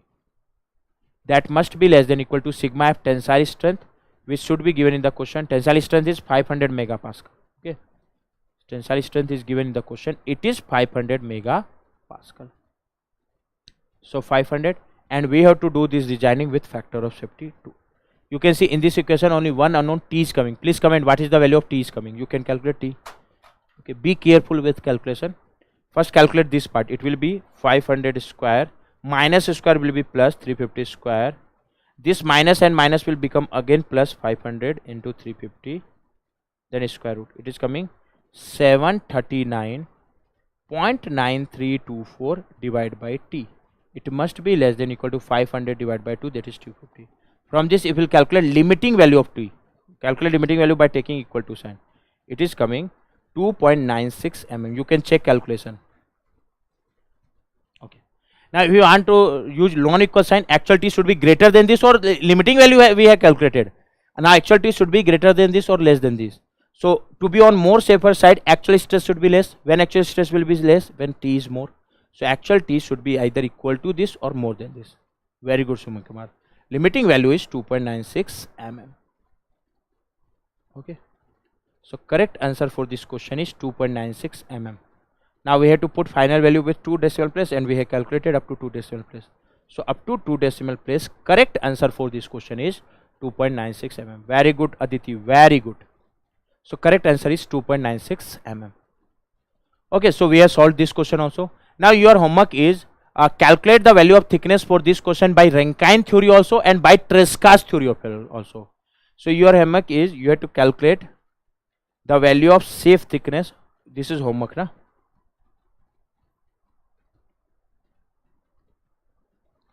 Homework. Calculate thickness by Rankine theory of failure also,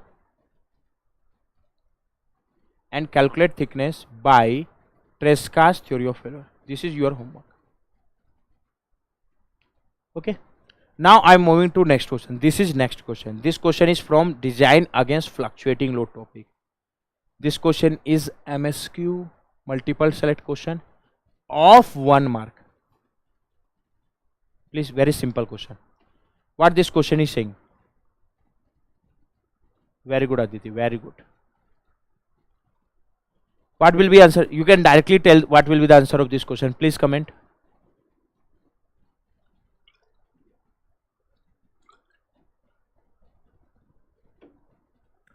what this question king?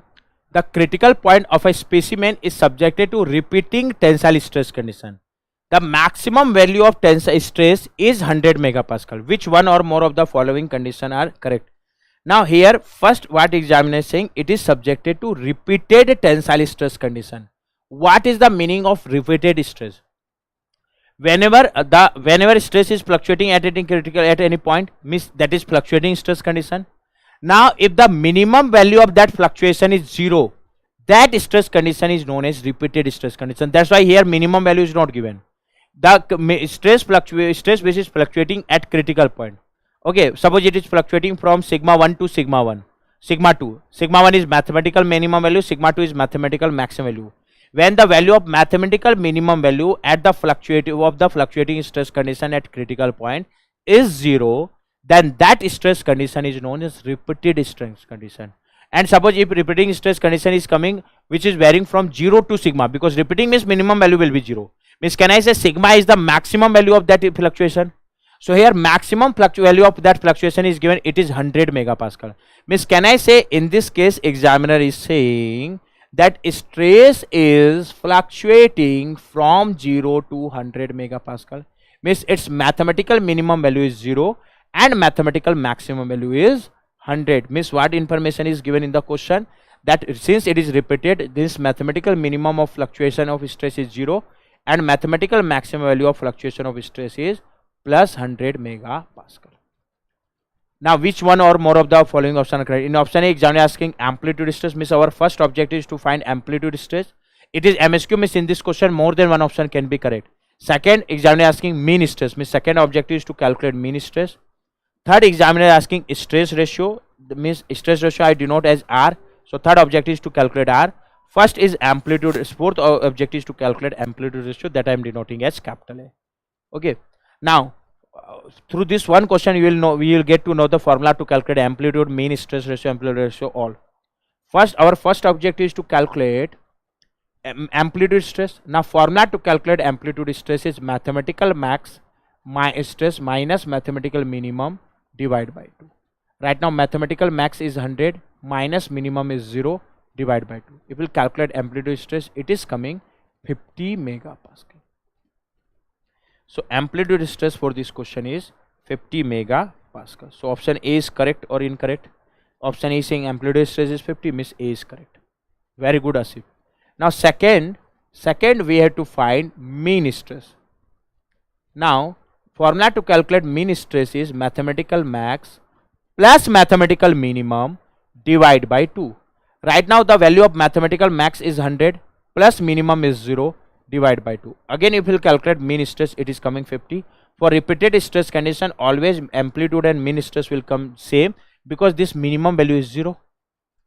Okay, so here mean stress is also coming 50, but option B is saying mean stress is 0, means option B is incorrect because mean stress is coming 50. Now option C is saying calculate stress ratio. Third stress, I denote stress ratio as capital R. Now formula to calculate stress ratio is sigma minimum of critical point of fluctuation, okay, of fluctuating stress condition divided by sigma minimum maximum. Means if stress is fluctuating from minimum to maximum, then stress ratio is sigma minimum upon sigma maximum.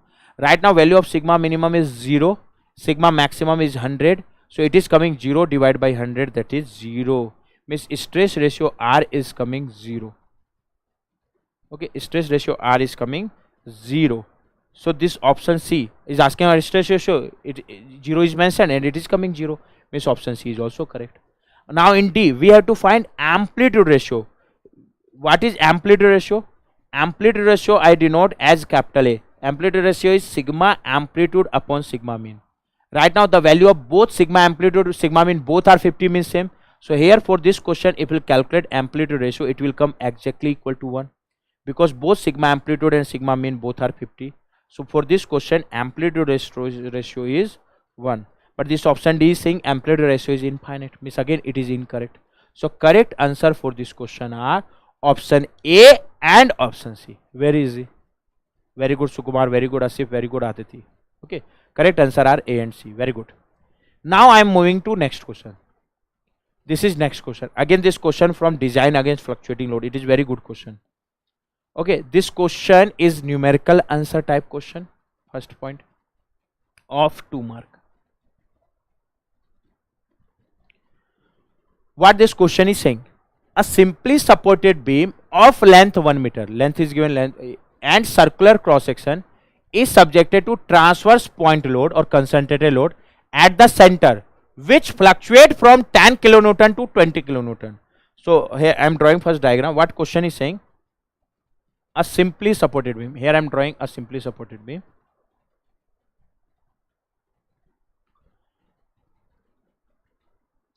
It is simply supported beam. Length of this beam is 1 meter. Okay, in mm it will be 1000 mm. If you don't want to do mistake in unit, first decide in which unit you will solve the problem. Right now, whenever we will solve this type of problem, we take generally force in Newton, dimension in mm.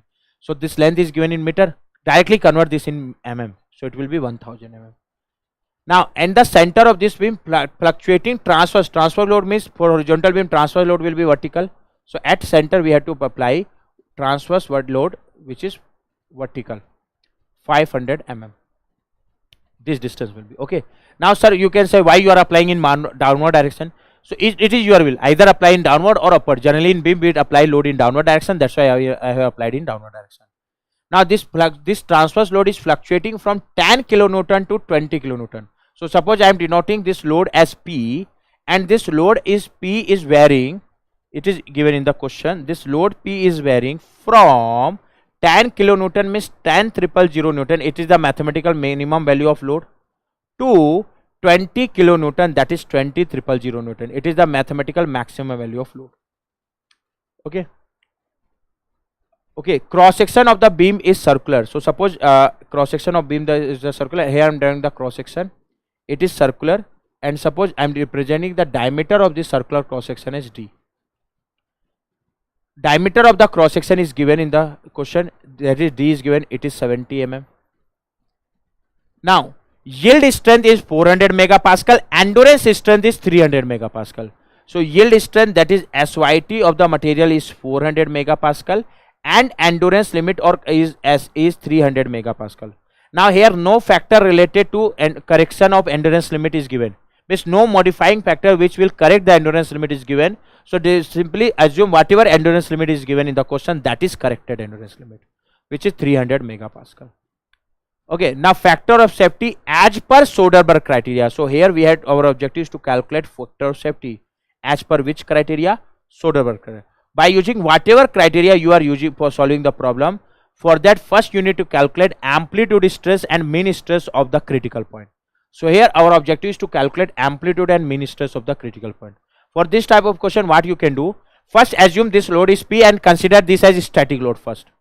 After assuming this load as P, calculate the formula of stress at critical point. Now in that formula, if you put value of P equal to mathematical minimum, you will get the sigma minimum of critical point.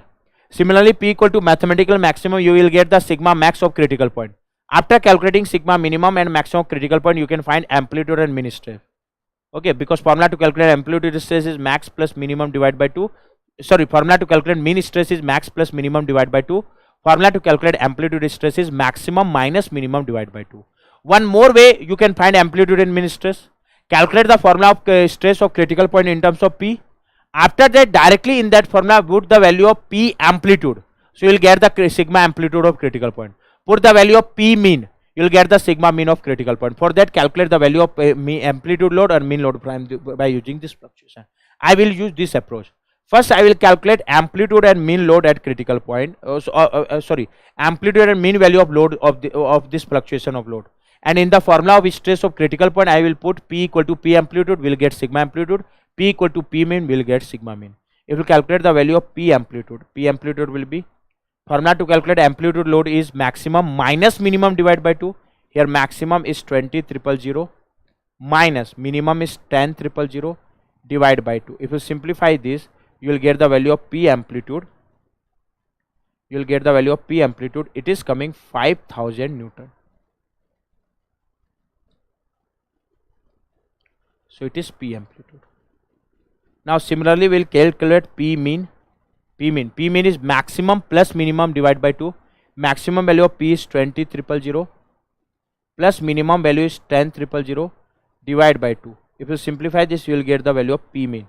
It is coming 15,000 Newton. Okay. Now I will find the formula of critical point, stress of critical point in terms of P. How? It is transverse load question. So first we will find critical cross section. That cross section will be critical where bending moment will be maximum. In this case, you can find bending moment will be maximum at the center. How? How to calculate maximum bending moment? That you have studied in strength of material. For this, in this beam, mark the point where loading pattern is changing and end point. Here this point is end. Suppose I am denoting this point as A. Here pattern is changing. This point is B. Here this point is C. Apart from this point, we need to mark those points also in the distributed load region where shear force is 0. But right now in this case, distributed load is not coming.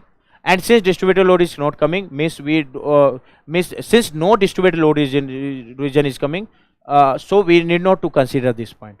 Okay, whenever you are calculating maximum bending moment, first naming is very important. Okay, sometime what student do, generally student draw the bending moment diagram. I am not saying draw bending diagram. Okay, to calculate maximum bending moment, you need not to draw bending moment diagram.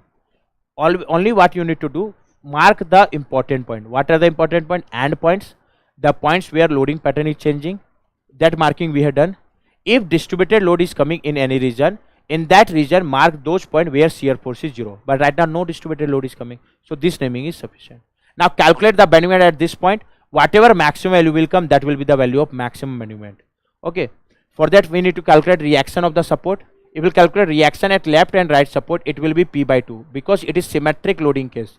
Okay, how this load P is acting at the middle of the beam, so it is symmetric loading. In case of symmetric loading, shortcut trick to calculate reaction is total force without reaction is P. It is in downward, so reaction will be in upward direction, and half of P, that is P by 2, P by 2.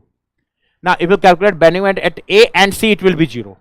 So definitely in this case bending will be maximum at B, and it will be, if you calculate bending moment at B, it will be bending at B. Calculate by taking left side portion. It is P by 2.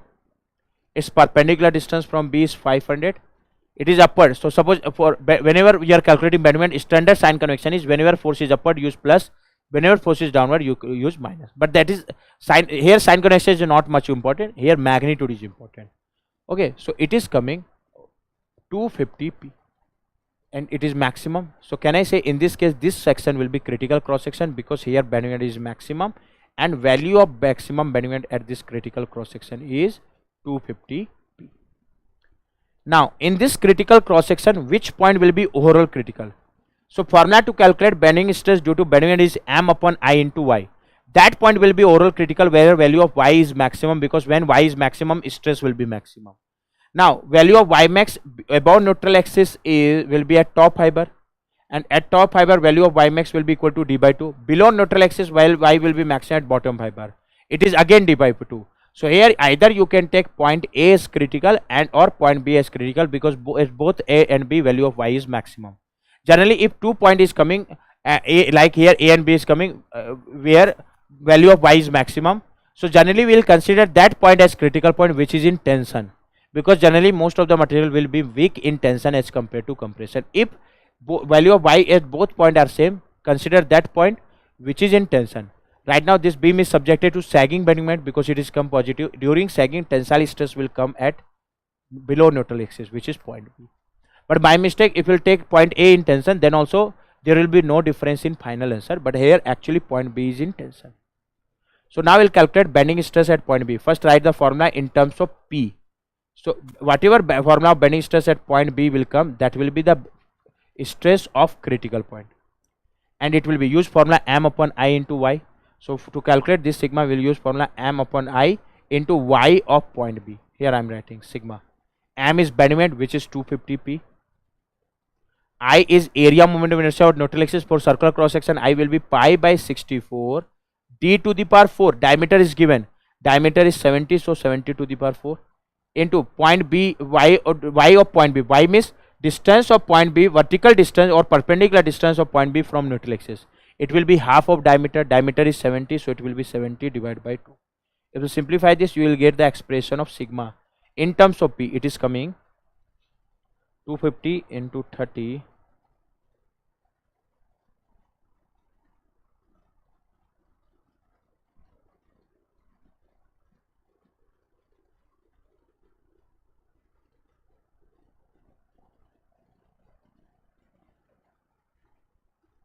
it is coming 7.42414 into 10 to the power minus 3 p. Please confirm me this is coming or not. Sigma of critical point. Please confirm me. Now at this point, please confirm what is the value of sigma amplitude or mean is coming for this question. Here if you put p equal to p amplitude, you will get the sigma amplitude of critical point. So sigma amplitude will come 7.42414 into 10 to the power minus 4, and we will replace p by p amplitude, which is 5000. So we will get the sigma amplitude of critical point. Okay, and sigma amplitude of critical point is coming, very good Sukumar. Sigma amplitude of critical point is coming into 5000. It is coming 37.12 megapascal. Please confirm me. 37.12 megapascal. Similarly, here if you will replace p by p mean, you will get the mean stress of critical point. And mean stress of critical point is coming 7.42414 into 10 to the power minus 3 into mean load is 15,000. So into 15,000.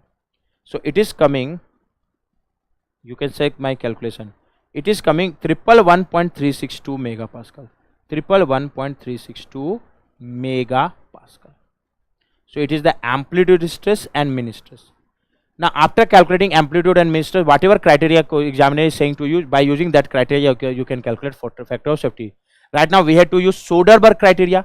Now what is Soderberg criteria? So whenever you are solving the problem of design against fluctuating stress condition, to use that criteria, like here we have to solve the problem by Soderberg criteria. First draw the graph of Soderberg criteria.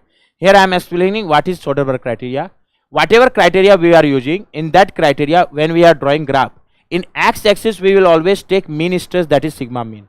In y-axis we will always take amplitude stress, that is sigma amplitude. Okay.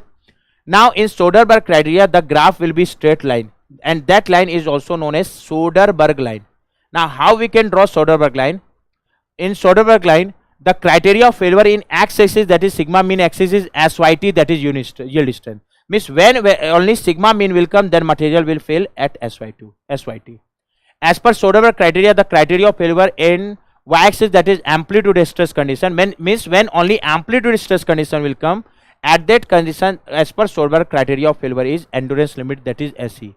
And if you join this 2 point by straight line, that line is known as Soderberg line. And if you want to save your design as per Soderberg criteria, actual design should be within this region. Now if you will only remember the x and y intercept of this graph, you need not to the graph in actual question, only remember the intercept of the graph. In Soderberg, graph will be straight line. First remember that its sigma mean axis intercept is SYT and sigma amplitude intercept will be SYE. After that you can easily write the equation to design by Soderberg criteria. How? First write the equation of Soderberg line, and how you can write equation. For that use this pattern: x upon a plus y upon b equal to 1, where a is x intercept and b is y intercept. Here x axis means sigma mean axis, and x intercept a for Soderberg criteria is SYT, plus y axis means sigma amplitude axis. For Soderberg, y intercept is SE, that is equal to 1. It is the equation of Soderberg line. But right now we are designing as per Soderberg criteria. Whenever you are designing Soderberg criteria, whenever you are designing, replace strength by strength upon Fs. Here strength is SYT or and SE. So what we will do in this equation, we will replace SYT by SYT upon Fs. Suppose I am denoting Fs as N, and SE is also strength, it is endurance strength. SE by SE upon Fn. So you will get design equation as per Soderberg criteria, and it will be sigma mean upon SYT plus sigma amplitude upon SE. Now if you replace SYT by SYT upon N, SE by SE upon N will come common and it will come this side. So it is the design equation as per Soderberg criteria. You can directly write this. How? Simply remember the intercept, x intercept SYT, y intercept SE. So x is, that is sigma mean upon SYT plus y axis, that is sigma amplitude upon SE equal to 1. When you are designing, replace SYT by SYT upon N, SE by SE upon N. So N will come this side. It will this. Without drawing this graph, you can write this. Now sigma mean of critical point we have calculated, it is 111.362 divided by SYT. You can check, SYT is 400 megapascal plus sigma amplitude of critical point we have calculated, it is 37.12 divided by SE is 300, that is equal to 1 upon N. In this equation only one unknown N is coming, which is factor of safety. What is the value of factor of safety? Very good Asif, very good Sukumar. It is coming 2.486. 2.486. So it is the value of factor of safety for this question. Okay, which option is correct? Sorry, it is numerical answer type. So correct answer is 2.486. Now examiner asking correct up to 2 decimal place. So correct up to 2 answer will be 2.48 or 2.49. So correct answer for this question is 2.49. It was very good question. Okay, very good, Sukumar. Now we are moving to next question. This is next question. This question is MCQ, that is multiple choice question, and it is of, sorry, actually it is just typing error. It is not MCQ, it is MSQ. Please correct this. It is MSQ. Okay, so first this question is MSQ, multiple select question, means in this question more than one option can be correct, and it is of 1 mark. Sorry. Now what this question is saying, the dynamic load carrying capacity of a taper roller bearing is 50 kilonewton. First, this bearing is, first important information is this bearing is roller bearing. Okay, roller bearing. So okay, so dynamic load carrying capacity of taper roller bearing is given, it is 50 kilonewton. Suppose I am denoting as dynamic. First, this bearing is taper roller bearing. This line is important, that's why I am writing. Okay. Now dynamic load carrying capacity of taper roller bearing is given, it is 50 kilonewton. What is dynamic load carrying capacity? Dynamic load carrying capacity is the load carrying capacity related to, Aditi, it is MSQ. Load carrying capacity of the bearing related to 1 MR rated life. So it is the load carrying capacity for 1 MR life. You can also say like that. Now actually this bearing is mounted on the shaft which is rotating with speed. This bearing is mounted on the shaft which is rotating with speed n equal to 600 rpm. Okay, this bearing is actually subjected, means this is the actual load on the bearing. This bearing is actually subjected to 10 kilonewton load, means actual load in the bearing is 10 kilonewton. Now which one or more of the following option are correct? It is MSQ. In option A and B, examiner asking rated life of the bearing. Suppose I am denoting rated life of the bearing as L in MR. In option C and D, examiner asking rated life of the bearing again, but in hours. Suppose in hours I am denoting life as LH. So if you calculate life in hour, MR, you can easily calculate life in hours also. So for this we will use load life relationship. What is load life relationship? The load life relationship you can write like this: L2 by L1. Okay, how to write I am explaining here. Whenever you are writing this side L2 by L1, here use reverse relation. Here I have written L2 by L1, reverse means with respect to load, like write like this, P1 by P2. Here if you are writing L1 by L2, it will become P2 by P1. So here use reverse relation. To the power K. Now value of K will be 3 for ball bearing, and value of K will be 10 by 3 for roller bearing. That's why this is important. Right now it is ripper roller bearing, means roller bearing, means value of K will be 10 by 3. But if it is ball bearing, it will be 3. Okay, and by mistake if you will take 3, you will also get one of the answer. I think in that case you will get answer A. Okay, that's why I am saying this is ball bearing or roller bearing, it is important. Right, it is roller bearing, so K will be 10 by 3. You simply use this relation. Now if you don't want to do any mistake, simply while using this relation draw a table. How? I am drawing here table.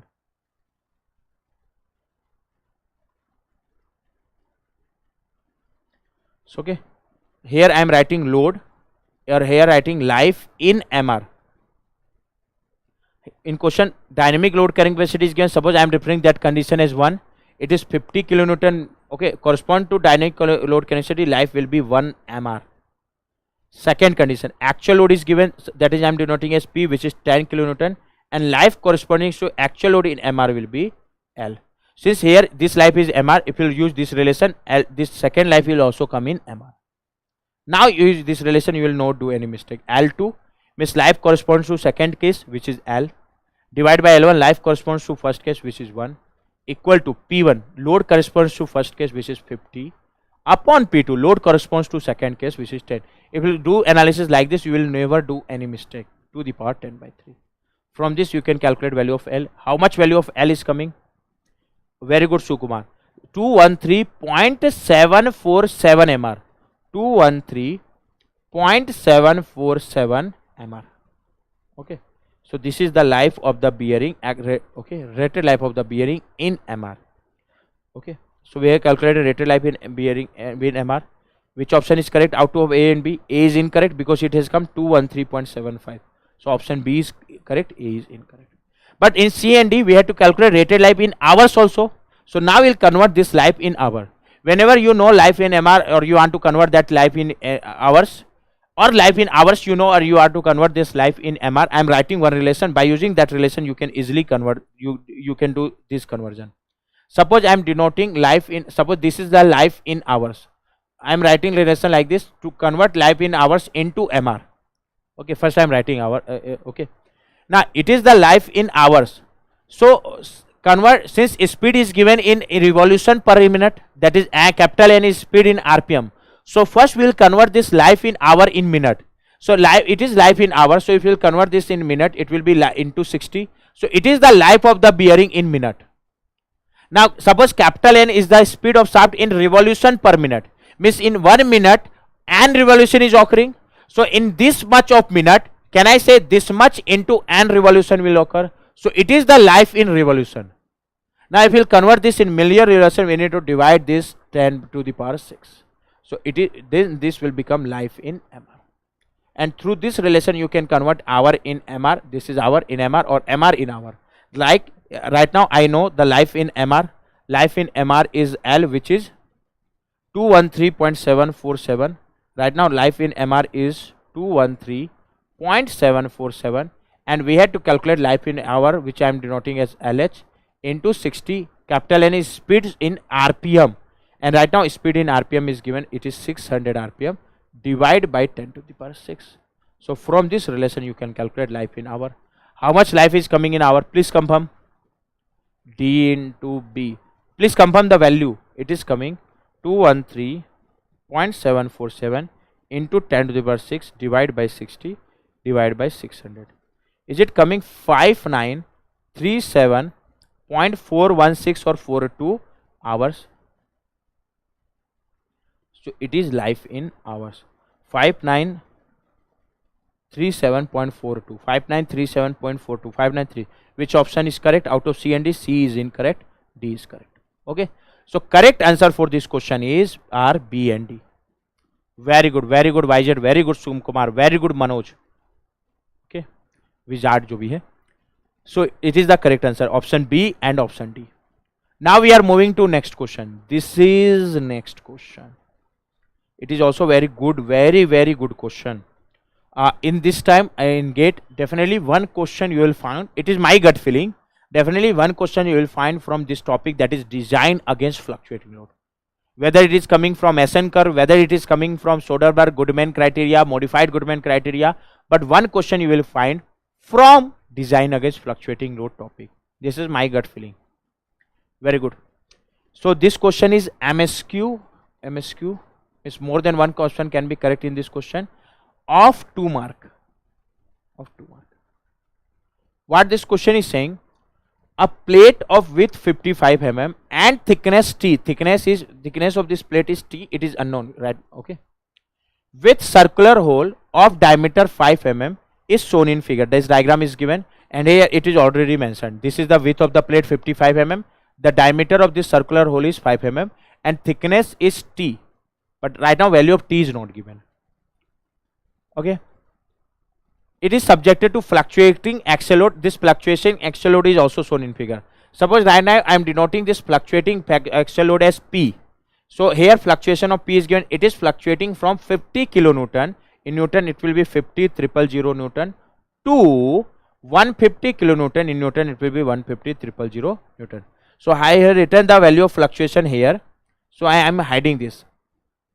Okay, so this load is P and it is fluctuation I have shown here.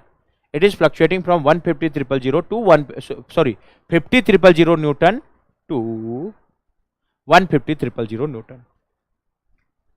Now ultimate stress is 500 megapascal. So ultimate strength, that is SUT, is given. It is 500 megapascal. Yes sir. Apart from this, yield strength is also given. It is SYT, that is 400 megapascal. Yes sir. Now endurance limit is given, but here you can find one correction factor, stress concentration factor. So consider this given endurance limit is a standard endurance limit. It is 300 megapascal, because to solve this question we will calculate corrected endurance limit. Now this is important, we have to calculate corrected endurance limit. Now stress concentration factor is 1.5, that is KT is given 1.5. Okay, factor of safety is 2, means we have to do the designing by using this factor of safety 2. Which one or more of the following option are correct? In option A, examiner saying thickness T as per Langer's criteria. B saying thickness T as per Goodman. C and D is saying as thickness T as per modified Goodman. Means can I say how here our objective is to calculate thickness by using 3 criteria. One is Langer, one is Goodman, one is modified Goodman. You can say, sir, here 3 questions are coming. Okay, actually MSQ means it is not the MSQ meaning of MSQ that examiner will ask MSQ in 4 different type of question. No, and it is not 3 different type of question. Generally you get the question from this topic in the exam to calculate the unknown by using modified Goodman. Now if you are solving the problem by using modified Goodman, then to solve by modified Goodman you need to solve the problem by Langer and Goodman. If you have solved the problem by Langer and Goodman, you will automatically get the design by modified Goodman. That's why this question I have given in MSQ, and it is the real MSQ. Because what is modified Goodman? I will explain in detail, but modified Goodman is safer between Langer and Goodman. Means if you are designing by modified Goodman, means design by Langer, design by Goodman, and select safer answer. That's why this question I have given in MSQ. So here we have to calculate thickness in 3 criteria: Langer criteria, Goodman criteria, and modified Goodman criteria, that I will calculate. But before calculating this, calculate the corrected endurance limit, because here correct stress concentration factor is given. What is the formula to calculate corrected endurance limit? Suppose I am denoting corrected endurance limit with SE. It is various modifying factor comes K. K is surface finish factor, not given, take 1. KB is side factor, not given, take 1. KC reliability factor, not given, take 1. KD is factor to consider stress concentration factor, that we will consider right now, KD. Apart from no other factor is given. KL is load factor, given, no, take 1. Means whatever factor is given, only consider that factor. And here what factor is given? Stress concentration factor. And to use stress concentration factor in standard SE, we multiply on one factor, that is known as factor to consider stress concentration factor, that is KD. So SE will be KD into SE standard. Now what is KD? KD is here I am writing KD is 1 upon stress concentration factor, which is 1.5. So KD is 1 upon 1.5. Okay, it is actually stress concentration, that is 1 upon KF. But whenever only KT is given, that is theoretical stress concentration factor, and notch sensitivity factor of the this irregularity is not given, then we will consider KT equal to KF. So here both KT KF are same, that is 1.5. So KD will be 1 upon 1.5 into standard endurance limit is 300. So you will get the value of corrected endurance limit. It is coming 200 megapascal. So corrected endurance limit is 200 megapascal. Now whether you are designing by Langer, Goodman or modified Goodman, first you need to calculate the expression of amplitude and mean stress of the critical point. For that, first what we will do, here we will find the expression of stress at critical point in terms of P. And in that expression, when you will put value of P equal to P amplitude, you will get the sigma amplitude of critical point. Value of P equal to P mean, you will get the expression of sigma mean of critical point. So first I am finding the expression of stress at critical point in terms of P. So which point will be critical? That point will be critical where stress is coming maximum due to load P. And since it is subjected to axial force, which is constant for entire bar. So and formula to calculate stress due to axial force is axial force divided by area. So stress will be maximum at the section where area is minimum, and here area is minimum. And okay, and since in this area irregularity is coming, that's why stress concentration is given in the question. But we have considered the stress concentration effect here by multiplying with KD. Now here when you will calculate the value of stress, only use the formula of nominal stress. Nominal means is formula which you have studied in SOM, that is axial force divided by area. Okay, but sir you can say, sir, we have studied that when stress concentration is coming, the formula to calculate stress is stress concentration factor into nominal stress. but here we will not consider this stress concentration factor, because we have considered stress concentration factor in endurance. In design against fluctuating load, we will consider only always stress concentration factor in endurance limit. We will correct the endurance limit by multiplying KD.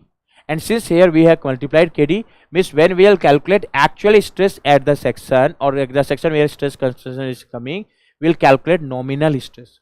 Means use the formula which you have studied in SOM. So we will calculate stress at this section. Simply use the formula of nominal stress. So it will be sigma. Suppose I am denoting that stress as sigma. It will be axial force, which is P, okay, divide by area of this cross section. Now area of this cross section will be effective width into thickness. At this section, this is effective width, which will be total width 55 minus this diameter, which is 5. So effective width will be 55 minus 5 into thickness of the plate, which is T, which is right now unknown. So in terms of load P, it is coming P upon 50T. Now here if you put value of P equal to P amplitude, you will get sigma amplitude of critical point. P equal to P mean, you will get sigma mean of critical point. For that, first I am calculating P amplitude and P mean of critical point. Here I am calculating. If you calculate P amplitude will be P max minus P minimum divided by 2. P max is 150,000 Newton minus minimum is 550,000 Newton, sorry, divide by 2. If you simplify this, it is coming 150 minus 50, 100 divided by 2, that is 50,000 Newton. Similarly, we will calculate P mean of critical point. If we calculate P mean, it will be maximum plus minimum divided by 2. P max is 150,000 plus P minimum is 50,000 divided by 2. After simplifying, it is coming 150 plus 50, 200 divided by 2. It is coming 100,000 Newton. Now in this relation, if we put P equal to P amplitude, we will get amplitude stress of critical point. It is coming P equal to P amplitude, which is 50,000 divided by 50 into T. It will come in terms of T because T is unknown. It is coming 1000. Please comment what value of T is coming as per Langer, what value of T is coming as per Goodman. Similarly, sigma mean of critical point, it will be, here put P equal to P mean. P mean is 100,000 Newton. So it will come 100,000 divided by 50 into T. So it is coming I think 2000 upon T. So we have calculated the expression of amplitude and mean stress in terms of T. Now by using any criteria you can solve this.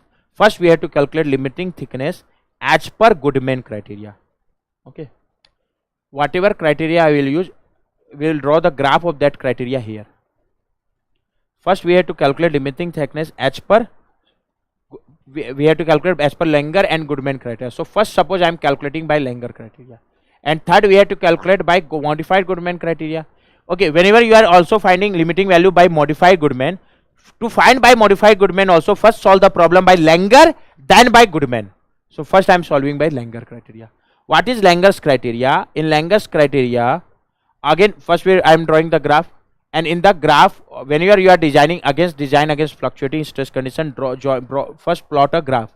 And if you will only remember the intercept of the graph, corresponds to that criteria, even you need not to draw this graph. Simply by remembering intercept, you can write the design equation. In Langer criteria says, first in y-axis will take sigma mean and x-axis will take sigma amplitude. Langer criteria says that as per Langer criteria, the criteria of failure at sigma mean axis is SYT, and the criteria of failure at sigma amplitude axis is also SYT. Miss Langer says that material only fails due to yielding. That's why in both axes criteria of failure is coming SYT. Okay. And if you join this 2 point by straight line, that line is known as Langer's line. Suppose I am referring this line as line 1. So this line 1 is Langer's line. Okay. Now how you can write the equation of Langer's criteria, design equation of Langer's? First write the equation of Langer line. For that, x upon a, x-axis means sigma mean axis, and in Langer x-axis intercept is SYT, plus y upon b, y-axis means sigma amplitude. In Langer y-axis intercept is also SYT, both axis intercept is SYT, that is equal to 1. So it is the Langer's equation, but when we are designing, we will take factor of safety. Factor of safety means we will replace SYT by SYT upon Fs, which I am denoting as n. SYT by SYT upon Fs, so n will come common, it will come this side. Okay, and in question right now factor of safety is given, and right now I am denoting factor of safety with letter n. Okay, Now since we have calculated sigma mean and sigma amplitude of critical point, we can calculate thickness T. Sigma mean is 2000 upon T divided by SYT. SYT is given in the question, it is 400 megapascal. Plus sigma amplitude is 1000 upon T divided by SYT, which is again 400. That is equal to 1 upon 2, which is factor of safety. From this you can calculate value of thickness. It is safe thickness as per Langer's criteria, and it is coming, you can check calculation. It is coming 15 mm. It is safe thickness as per Langer criteria. So safe thickness as per actual thickness, either it should be equal to this or more than this. Equal to this is okay, but it should be more than this or less than this. So actual stress, remember always, to be on more safer side, actual stress should be less. Actual stress are sigma mean and sigma amplitude. And in the formula of sigma mean and amplitude, T is coming below side. T is coming below side means when actual stress will be less, when T is more. So actual thickness should be equal to 15 or more than 15. Okay, right now limiting value is 15 mm. So limiting value of thickness as per Langer criteria is coming 15 mm, means option A is correct. Now option B, we have to calculate limiting thickness as per Goodman criteria. Now what is Goodman? For that again draw the graph of Goodman. You can easily then calculate this as limiting thickness as per Goodman. Here I am drawing the graph of Goodman. Goodman says in x-axis, that is sigma mean axis. Again here graph will be straight line. But which type of straight line? In Goodman.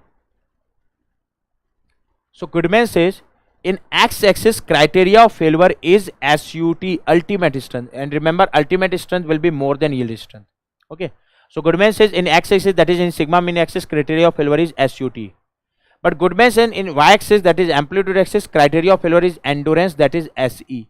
And if we join this 2 point by straight line, that line is known as Goodman line. Okay.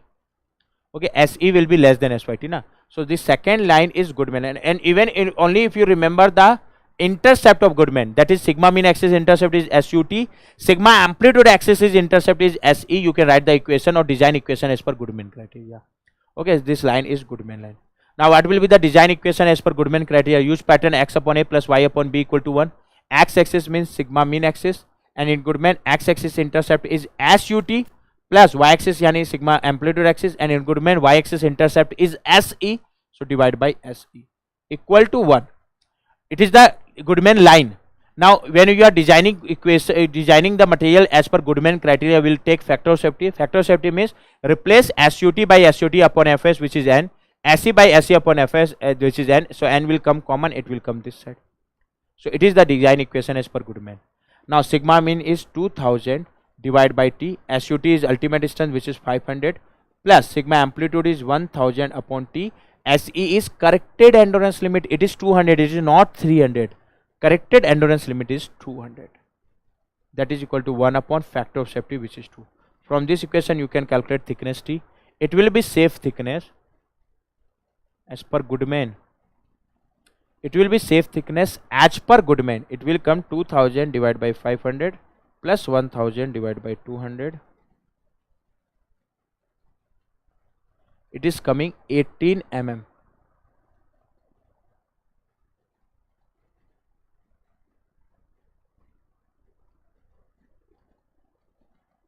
Okay, someone has posted answer 14.67, then eliminated.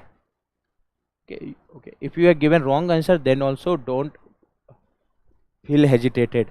Okay, why you have given 14.67? Because by mistake you have taken 300.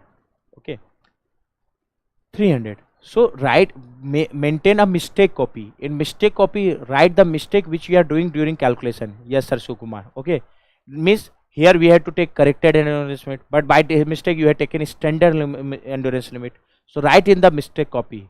Whenever we are using any criteria, the endurance limit which we will put, that endurance limit should be corrected endurance limit. Okay, write in mistake copy. Okay, so safe thickness as per Goodman criteria is coming 18 mm. Okay, so as per Goodman. But why I am given this question in MSQ? C and D is asking as per safe thickness as per modified Goodman. Now for modified Goodman, now you need not to do any calculation. Modified Goodman means the safer between Goodman and Langer is modified Goodman. whenever question is coming, read carefully whether examiner is asking by Goodman. This good, if examiner is asking by Goodman, this is Goodman, or asking by modified Goodman. Modified Goodman is not Goodman. What is modified Goodman? Modified Goodman is safer between Goodman and Langer. What is modified Goodman? What is modified Goodman? Modified Goodman. Modified Goodman. Whenever question is coming from modified Goodman is safer between Langer and Goodman. Means see the result which is safer between Langer and Goodman. That will be the result by modified Goodman. Okay, whenever you are calculating factor of safety, right now our objective is to not calculate factor of safety, but whenever your objective is to calculate factor of safety for given design, the criteria will be safer by which factor of safety is coming less. So if your objective is to calculate FOS, simply calculate FOS by Langer also, by calculate FOS by Goodman also. Whatever value is coming less, that will be FOS by modified Goodman. But right now our objective is not to calculate FOS. Our objective is to calculate thickness. So see which thickness is more safer. How you will decide? Please answer what will be the thickness by modified Goodman. So which will be more safer? For that, see, more safer means actual stress should be less. Whenever you are designing, modified Goodman means safer between Goodman and Langer. And which design will be more safer? The design in which actual stress is coming less. Now when actual stress will be less? When thickness will be more. Okay, only remember one point in your mind, which result will be more safe, which way.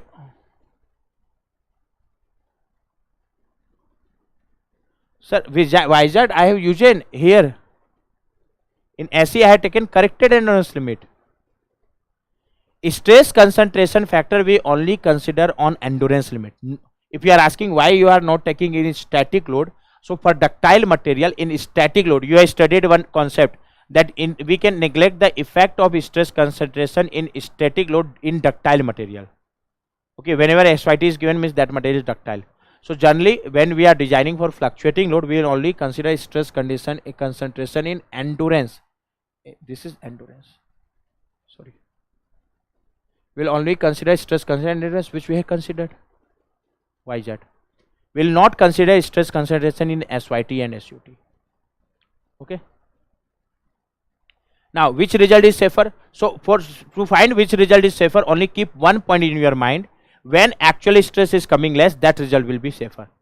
Nothing else you have to remember. Okay, now do analysis. When actual stress will come less? When sir thickness is more, because thickness is coming below side. Means here more safer means more thickness. Here more safer means more thickness. Now see, here more safer means more thickness. So now see, by Langer and Goodman, in which case thickness is coming more? In this case thickness is coming more by Goodman criteria. So can I say here more safer result out of Langer and Goodman is 18 mm, more safer thickness. So in this case thickness by modified Goodman criteria will be 18 mm. I think you understood.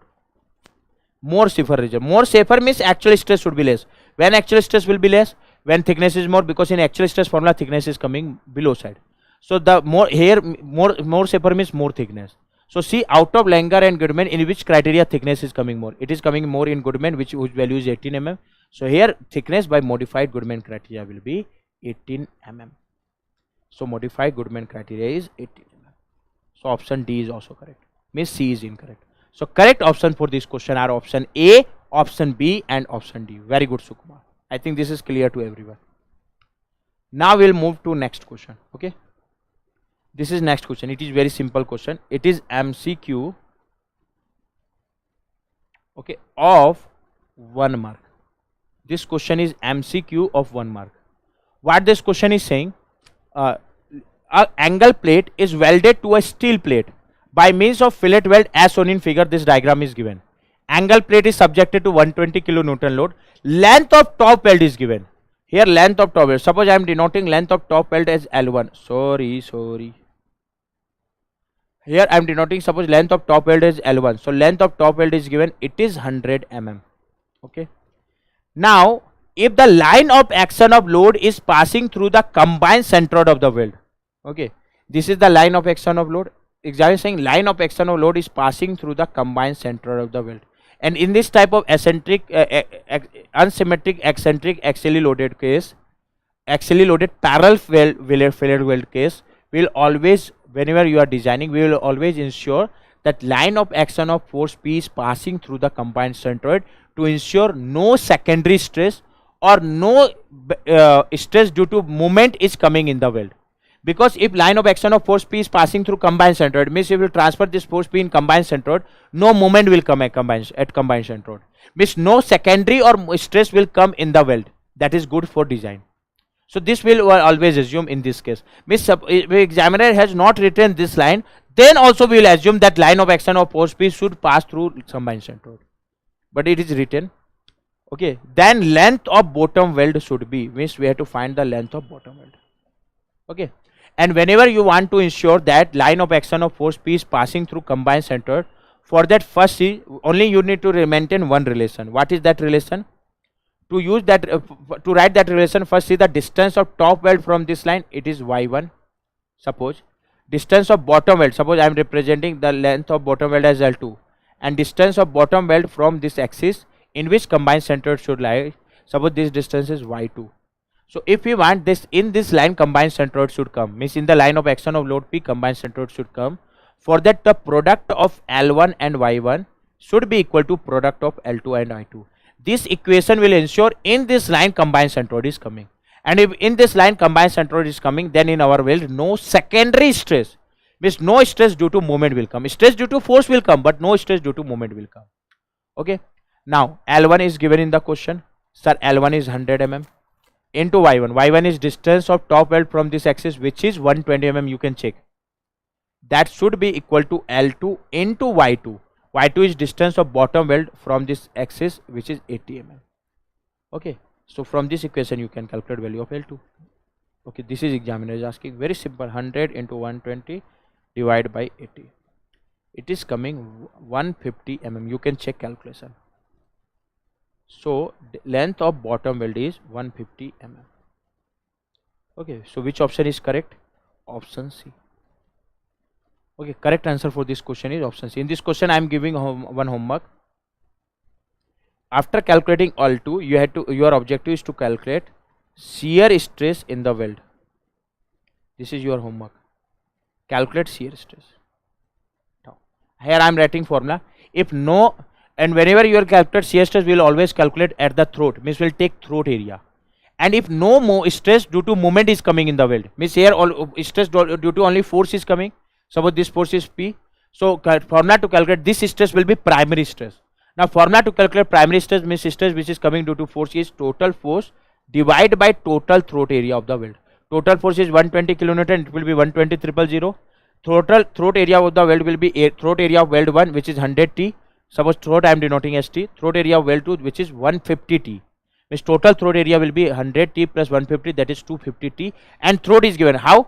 This is lag. This is lag of the weld. This dimension is log, which is 10 root 2. So you can calculate throat. Throat will be H by root 2. After calculating throat, you can calculate throat area and this is stress. This is your homework. Right now, examiner asking length of bottom weld, which is 150 mm. Means correct answer is option C. Very good, Sukumar. Very good, Vaijad. Very good, Asif. Okay. Now I am moving to next question.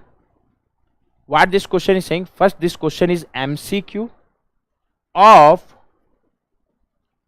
This question is MCQ of 2 marks. Sorry. What this question is saying? A bracket is attached to a vertical column by means of 4 identical rivets as shown in figure. This diagram is given. Here all dimensions are in mm. It is written. So all dimensions are in mm. Resultant shear force on the critical rivet. We have to calculate resultant shear force on critical rivet. So first here we will find which rivet is critical. Then calculate resultant shear force on critical rivet. So suppose this rivet is rivet 1. This rivet is rivet 2. This rivet is rivet 3. This rivet is rivet 4. It's in eccentric loading case. What we will do? First draw the diagram of all the rivets separately. Suppose this is rivet 1. Here only draw the center of rivet. This is rivet 2. This is rivet 3. This is rivet 4. Okay, distance between two consecutive center of consecutive rivet is given. It is 100 mm. All dimensions are in mm. Okay, this is also 100. Now in eccentric loading case, first calculate the combined centroid of all the rivet. Now how to locate combined centroid of all rivet? it is symmetric about x-axis, so at centroidal x-axis will come at the middle, centroidal y-axis will also come at the middle, centroidal y-axis will pass through this line, and centroidal x-axis will come at the middle. So here this will be the location of combined centroid. It will come exactly at the midpoint of this line, and this total height is 300, so it will be 150. So this distance is 150 mm. Similarly, this distance will also be 150 mm. Similarly, if you calculate this distance, this will be 50 mm. Okay, and if you calculate distance of rivet 2 from centroid, it will be 50 mm. Okay, this is combined centroid. It will come somewhere here. Okay, now what we'll do, we'll transfer this load. Suppose I am denoting this load as P, it is in kilonewton. If you convert this in Newton, it will be 25,000 Newton. Now we'll transfer this load in the combined centroid of the rivet. Now I will transfer this load in the combined centroid of this rivet. So here one direct force P will come in downward direction. Now due to this force P about combined centroid, one moment will also come. For that we'll see the perpendicular distance of this load P from combined centroid. And perpendicular distance of this load P from combined centroid is this distance, which is 500 mm. Suppose I am denoting this as eccentricity E. E is 500 mm. So if you transfer this load P at combined centroid, here one moment will also come, which is P into E. And due to this moment, secondary stress will come in the rivet. P is 25,000, E is 500 mm. Now due to force P, P is direct force, the primary stress will induce. Due to moment P into E, secondary stress will induce. Now we have to calculate resultant shear is in the critical rivet. So for this type of ascending load case, first out of this 4 rivet will find critical, which rivet is critical, because we have to calculate resultant shear on the critical rivet. Now which rivet will be critical? The method to find which rivet is critical, first draw the primary shear and secondary shear of all the rivet. Why I am saying primary shear? Due to this force P, primary stress will come, and that primary will be primary shear. Whatever stress will come due to force, that stress will represent as primary. Whatever stress will come due to moment, that will represent as secondary. Here due to force P, primary stress will come. Why? Primary shear will come. Why is there primary shear?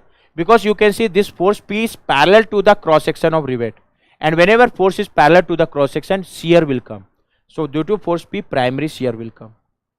Okay, now due to force, primary shear in each rivet will be same, and formula to calculate primary shear is total. If you calculate in terms of force, it will be primary shear. How to calculate primary shear force of any rivet? It will be total force divided by number of rivet, and primary shear force divided by area represent primary shear stress. But that we will calculate later. Only due to force P, primary shear will come. Primary shear will always be same in each rivet. Only remember that. Due to moment P into E, here secondary or torsional shear will come. Secondary or torsional shear will come. Why, sir? Because whenever moment is coming about the axis which is perpendicular axis of the cross section, that moment will be torsion moment. You can see this moment is coming about Z axis. Now if you see this cross section, this is x axis of the rivet, this is along centroidal y axis, this is centroidal Z axis, which is perpendicular axis of the rivet, and this moment is coming about centroidal Z axis, means perpendicular axis of the rivet, means this moment will act as torsion moment, and due to torsion moment, secondary shear will come. Now suppose secondary shear force of any rivet I am representing as PSI double dash. Okay, because right now our objective is to calculate force. So secondary shear force will always be proportional to Ri. What is Ri? Ri is distance of center of rivet from centroid. Means the rivet whose Ri is more, secondary shear will be more. Very good. Secondary shear will be more. Now what we will do? We will do to find which rivet is critical. We will draw the primary. First draw the primary shear and secondary shear of all the rivet. Okay, how to draw primary shear and secondary shear? Primary shear will always be opposite to the force. Right now force P is downward, so primary shear will be upward. So suppose this is primary shear. This is primary shear of rivet 1. I am representing as PS1 dash. Dash for primary shear, 1 for rivet 1. This is primary shear force for rivet 2, PS2 dash. I am representing in terms of force. If you want, you can also draw in terms of stress also. I am drawing in terms of force. It is primary shear force of rivet 3, PS3 dash. It is primary shear force of rivet 4, PS4 dash. Now we will draw secondary shear force. Now how to draw secondary shear force? To draw the secondary shear of any rivet, what you need to do?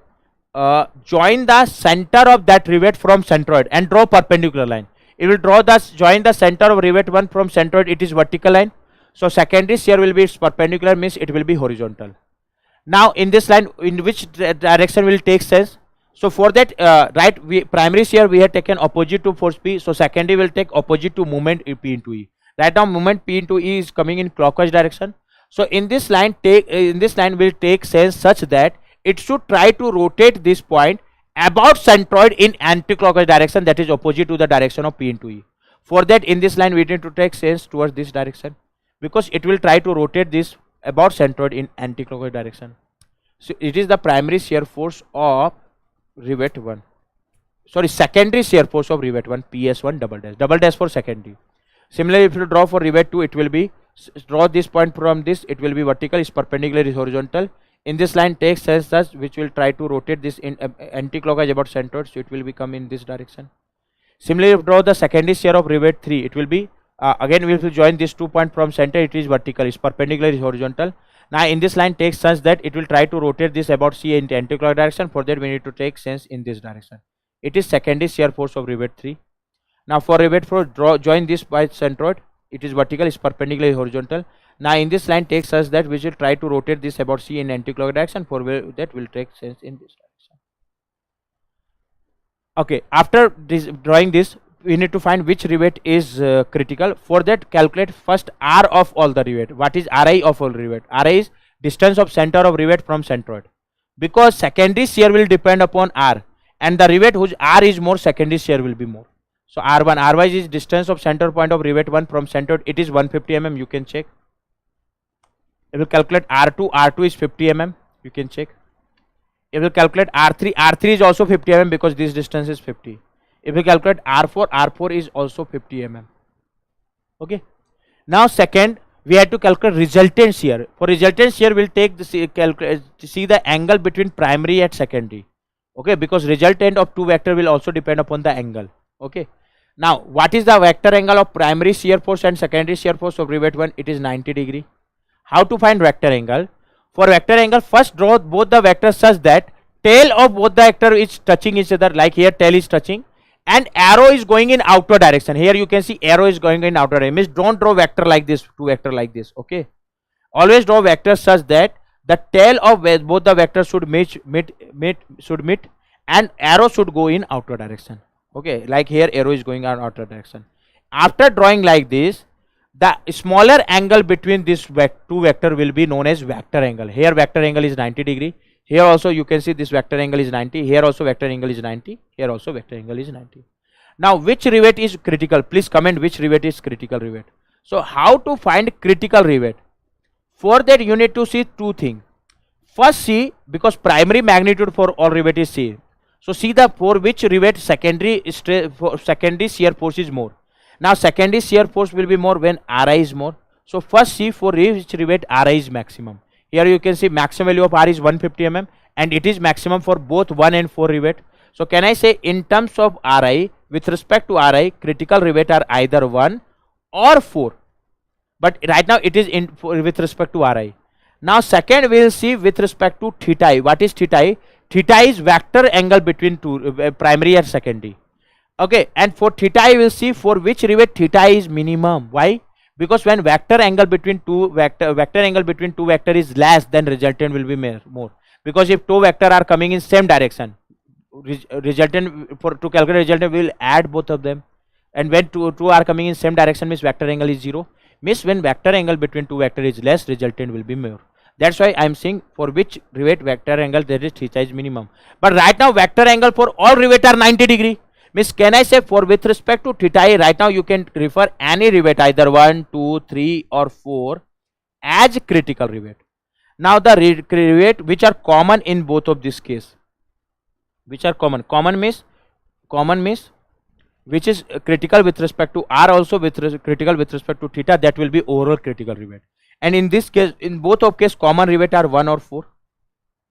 Because for 1 or 4, R is also maximum and theta is also minimum. So can I say here either 1 or 4 are critical rivet. Now out of 1 or 4, you can take any rivet as critical. Suppose I am taking rivet 1 as critical. So we have to calculate resultant shear force on critical rivet. For that we will calculate resultant shear force on rivet 1. For that first calculate primary shear force on rivet 1. Primary shear force on rivet 1, which is coming due to P. I am calculating rivet 1 because it is critical. If you want, you can also calculate on rivet 4. Now primary shear force on each rivet will be same, and it will be total force divided by number of rivet. Total force is 25,000, number of rivet is 4. So primary shear force is coming 6250 Newton. Okay. Now we'll calculate secondary shear force or rivet. Secondary shear will come due to moment P into E. Secondary shear force on rivet 1. Now formula, how to calculate secondary shear force? Formula to calculate secondary shear force of any rivet, that is PSI double dash, is C into Ri, where Ri is distance of that rivet from centroid and C is here one constant, and formula to calculate this constant C is P into E, means moment due to which this secondary shear is coming, divide by summation of Ri square. This is the formula to calculate C. Here P is 25,000, E is 500 mm, divide by summation of Ri square of all rivet. So R for rivet 1 is 150, for rivet 2 50, for rivet 3 50, for rivet 4 150. So it will be 150 square plus 50 square plus 50 square plus 150 square. So we will get the value of C. Very good Sukumar. What is resultant shear force is coming? Very good Wizard, very good. It is coming 25,000 into 500 divide by 150 square plus 50 square plus 50 square plus 150 square. It is coming 250 Newton per mm.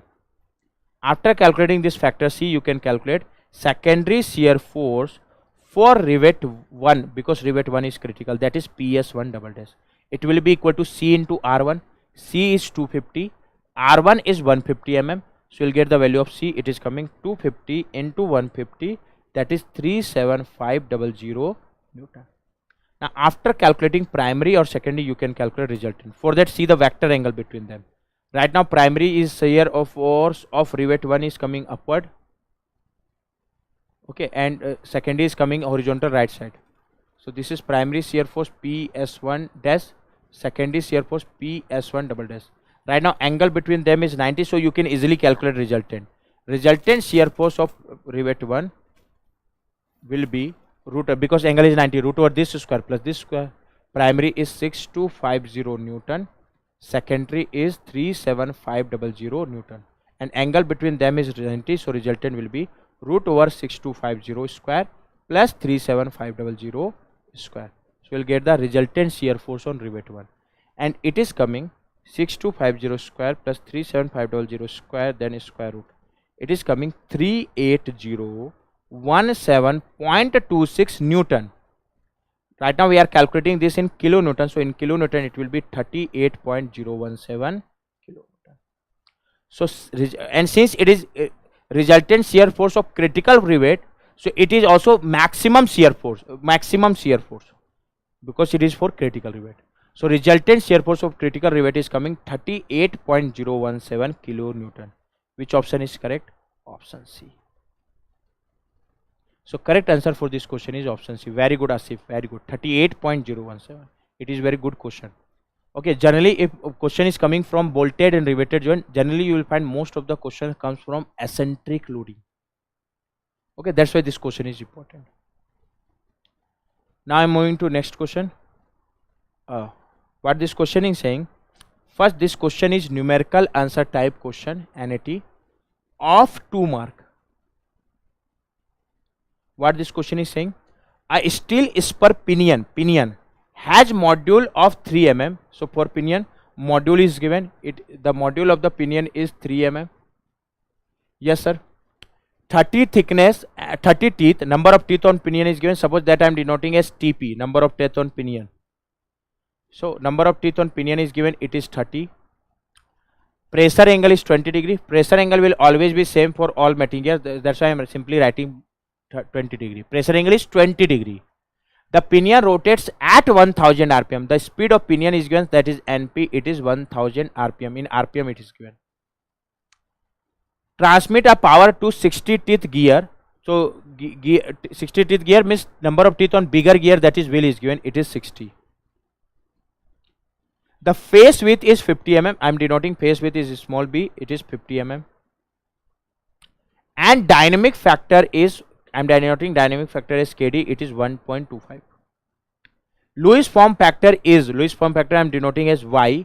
It is pi in bracket 0.154 minus 0.912 divided by z.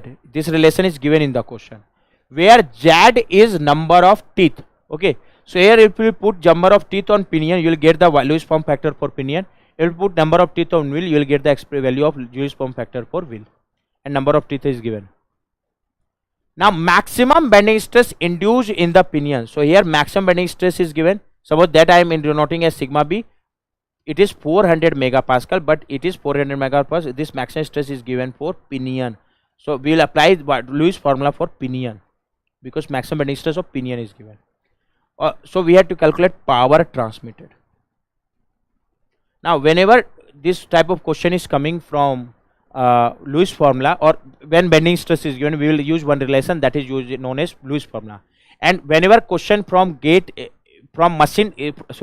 question from spur gear, design of spur gear is coming, with respect to machine design subject I am talking about, only question will come from this Lewis formula. Means if you remember this one single Lewis formula, you will be able to solve any question related to design of spur gear. Okay, rest of the part related to gear you study in theory of machine. Here only you need to remember only one relation. That relation is known as Lewis formula. Relation is PT. PT is tangential force is equal to mb sigma b y into K1 upon K2. Actually this is Lewis formula, this is modification factor. PT is tangential force, M is module, very simple, B is phase width, sigma B is maximum bending stress. Right now maximum bending stress for pinion is given, so we will apply this formula for pinion. Y is Lewis form factor. Now this K1, K2 are modification factor. If these are given, we will take. If not given, we will not take. Simply. But what is K1, what is K2? So here K1 are the modification factor which are less than 1.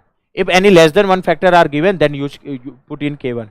Here below side, these are the modification factor which are given greater than 1. Like here one modification factor is given KD 1.25 dynamic factor. Okay, it is more than 1, so we will take this below side. Because sometimes some factor will be given in less than 1, some factor will be given greater than 1. So don't confuse. Why we are written this equation like this? So I am not going in derivation. Directly you have to remember this relation. Right now I am not going in derivation. PT equal to MB sigma by into modification factor. If they are less than 1, in this formula take above side. If they are greater than 1, in this formula take below side. Now to calculate power transmitted, first we need to calculate PT, because after calculating PT you can calculate torque. After calculating torque you can calculate power. And here M is given, B is given, sigma B is given. Out of K1 and K2, right now K2 one factor is given, KD which is more than 1, so we will put below side. Now first we need to calculate Y. Now we will calculate Y for pinion. Why sir Y for pinion? Because maximum bending stress of pinion is given. So right now I will calculate Y for pinion first. So first calculate Y for pinion, because maximum bending stress of pinion is given. For that formula is pi in bracket, don't forget this pi, 1.154 minus 0.912 upon number of teeth, and number of teeth on pinion is 30. So we'll get the value of Y for pinion. It is coming 0.154 minus 0.912 divided by 30 into pi. Don't forget to take pi. It is coming 0.3889. So after calculating Y for pinion, from this relation we can calculate PT. PT is M is module of the gear which is 3 mm, B is phase width which is 50 mm, sigma B maximum bending stress of the pinion is given, which is for here put force in Newton, dimension in mm. Stress is 400 megapascal, means 400 Newton per mm square. Please comment what is the value of PT is coming. Y is Lewis form factor which is for pinion 0.3889 into modification factor. Here only one modification factor are given which is KD. It is less than 1 or greater than 1, greater than 1. So we'll use KD below side in this expression. So below side 1.25. So from this equation we can calculate the value of PT. After calculation it is coming 3 into 50 into 400 into 0.3889 divided by 1.25. Value of KD is given plus confirm 18667.2 Newton. So this is the value of PT. Now after calculating PT tangential force, you can calculate torque transmitted by the pinion. Torque transmitted by the pinion. Suppose I am denoting torque transmitted as MT pinion. Okay. Why I am not denoting torque as T? Because right now for number of teeth we are taking notation T. So torque transmitted by pinion as MT pinion. torque always transmit due to tangential force, that is PT, and tangential force into pitch circle radius. Since we are calculating torque transmitted in pinion, so we'll multiply this with the pitch circle radius of the pinion, and pitch circle radius of the pinion is, suppose I am denoting that as RP. So PT we have calculated. To calculate torque we need to calculate RP, that is pitch circle radius of the pinion. Very good. Now how you can calculate pitch circle radius of the pinion? Module and number of teeth is given, so you can calculate pitch circle radius. What is module? Module is d by t, that is pitch circle diameter upon number of teeth. So pitch circle diameter will be module into number of teeth. So radius will be diameter by 2, that is module into number of teeth. So now we are calculating radius of pitch circle radius of pinion, so number of teeth of pinion divide by 2, because diameter is module into number of teeth, so radius will be module into number of teeth divided by 2. Now module is 3 mm, number of teeth on pinion is 30, divide by 2, so it will come 45 mm. You can check in meter, it will be 0.045 meter. So pitch circle radius of pinion is 0.045 meter. Okay, here I am calculating this MT in Newton meter. So PT is 18667.2, pitch circle radius is 0.045 meter. So simplify this, we'll get the torque transmitted by pinion in Newton meter. It is coming 18667.2 into 0.045. It is coming 840. Check the calculation. 0.024 Newton meter. Please check the calculation. This torque is coming in Newton meter, that is in SI unit. Okay, after calculating torque we can calculate power transmitted, because power is nothing but it is omega into torque. So omega of pinion, because we have calculated torque transmitted by pinion, so MT pinion. Now omega, speed of pinion is given, that speed should be of speed of pinion, but it is given in RPM, so we need to convert this in radian per second. Speed in RPM is given, so how we can convert this in RPM, in radian per second? Formula is 2 pi n by 60. So omega pinion will be 2 pi speed of pinion in RPM, which is 1000 RPM divided by 60. So it is omega pinion, that is speed of pinion in radian per second, into MT pinion. MT pinion is 840.024. So from this we can calculate power, and after calculation power is coming. Since you have taken SI unit, so power will come in watt. Power will come in watt. It is coming 2 pi 1000 divided by 60 into torque. It is coming, please check calculation. If I am doing calculation, please comment. 87967.108 watt. This is coming or not? Please confirm this is coming or not. Fatapat confirm.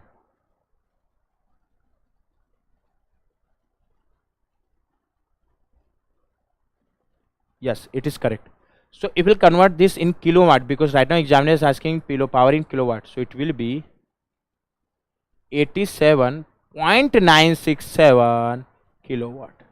So power transmitted in kilowatt is coming 87.967 kilowatt. Okay, right now we have to put the answer in 2 decimal place, correct?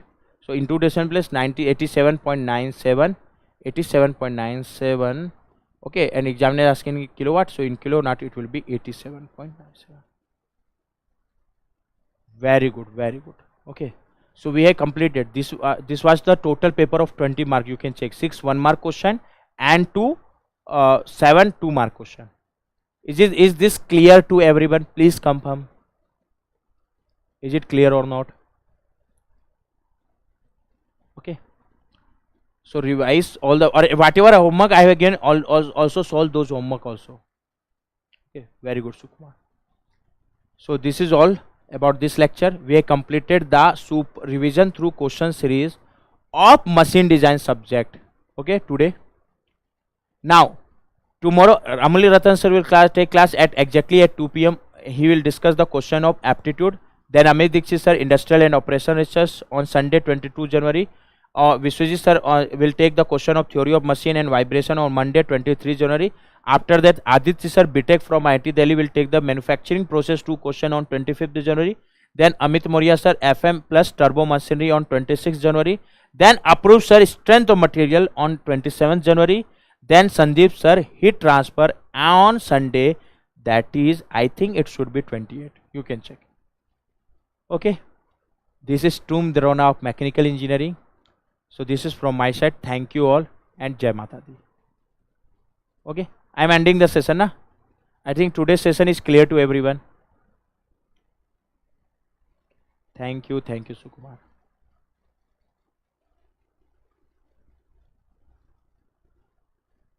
Okay, Tata, bye bye, see you, Jai Hind, and all the best for your preparation. Do the hard work and prepare well for the exam.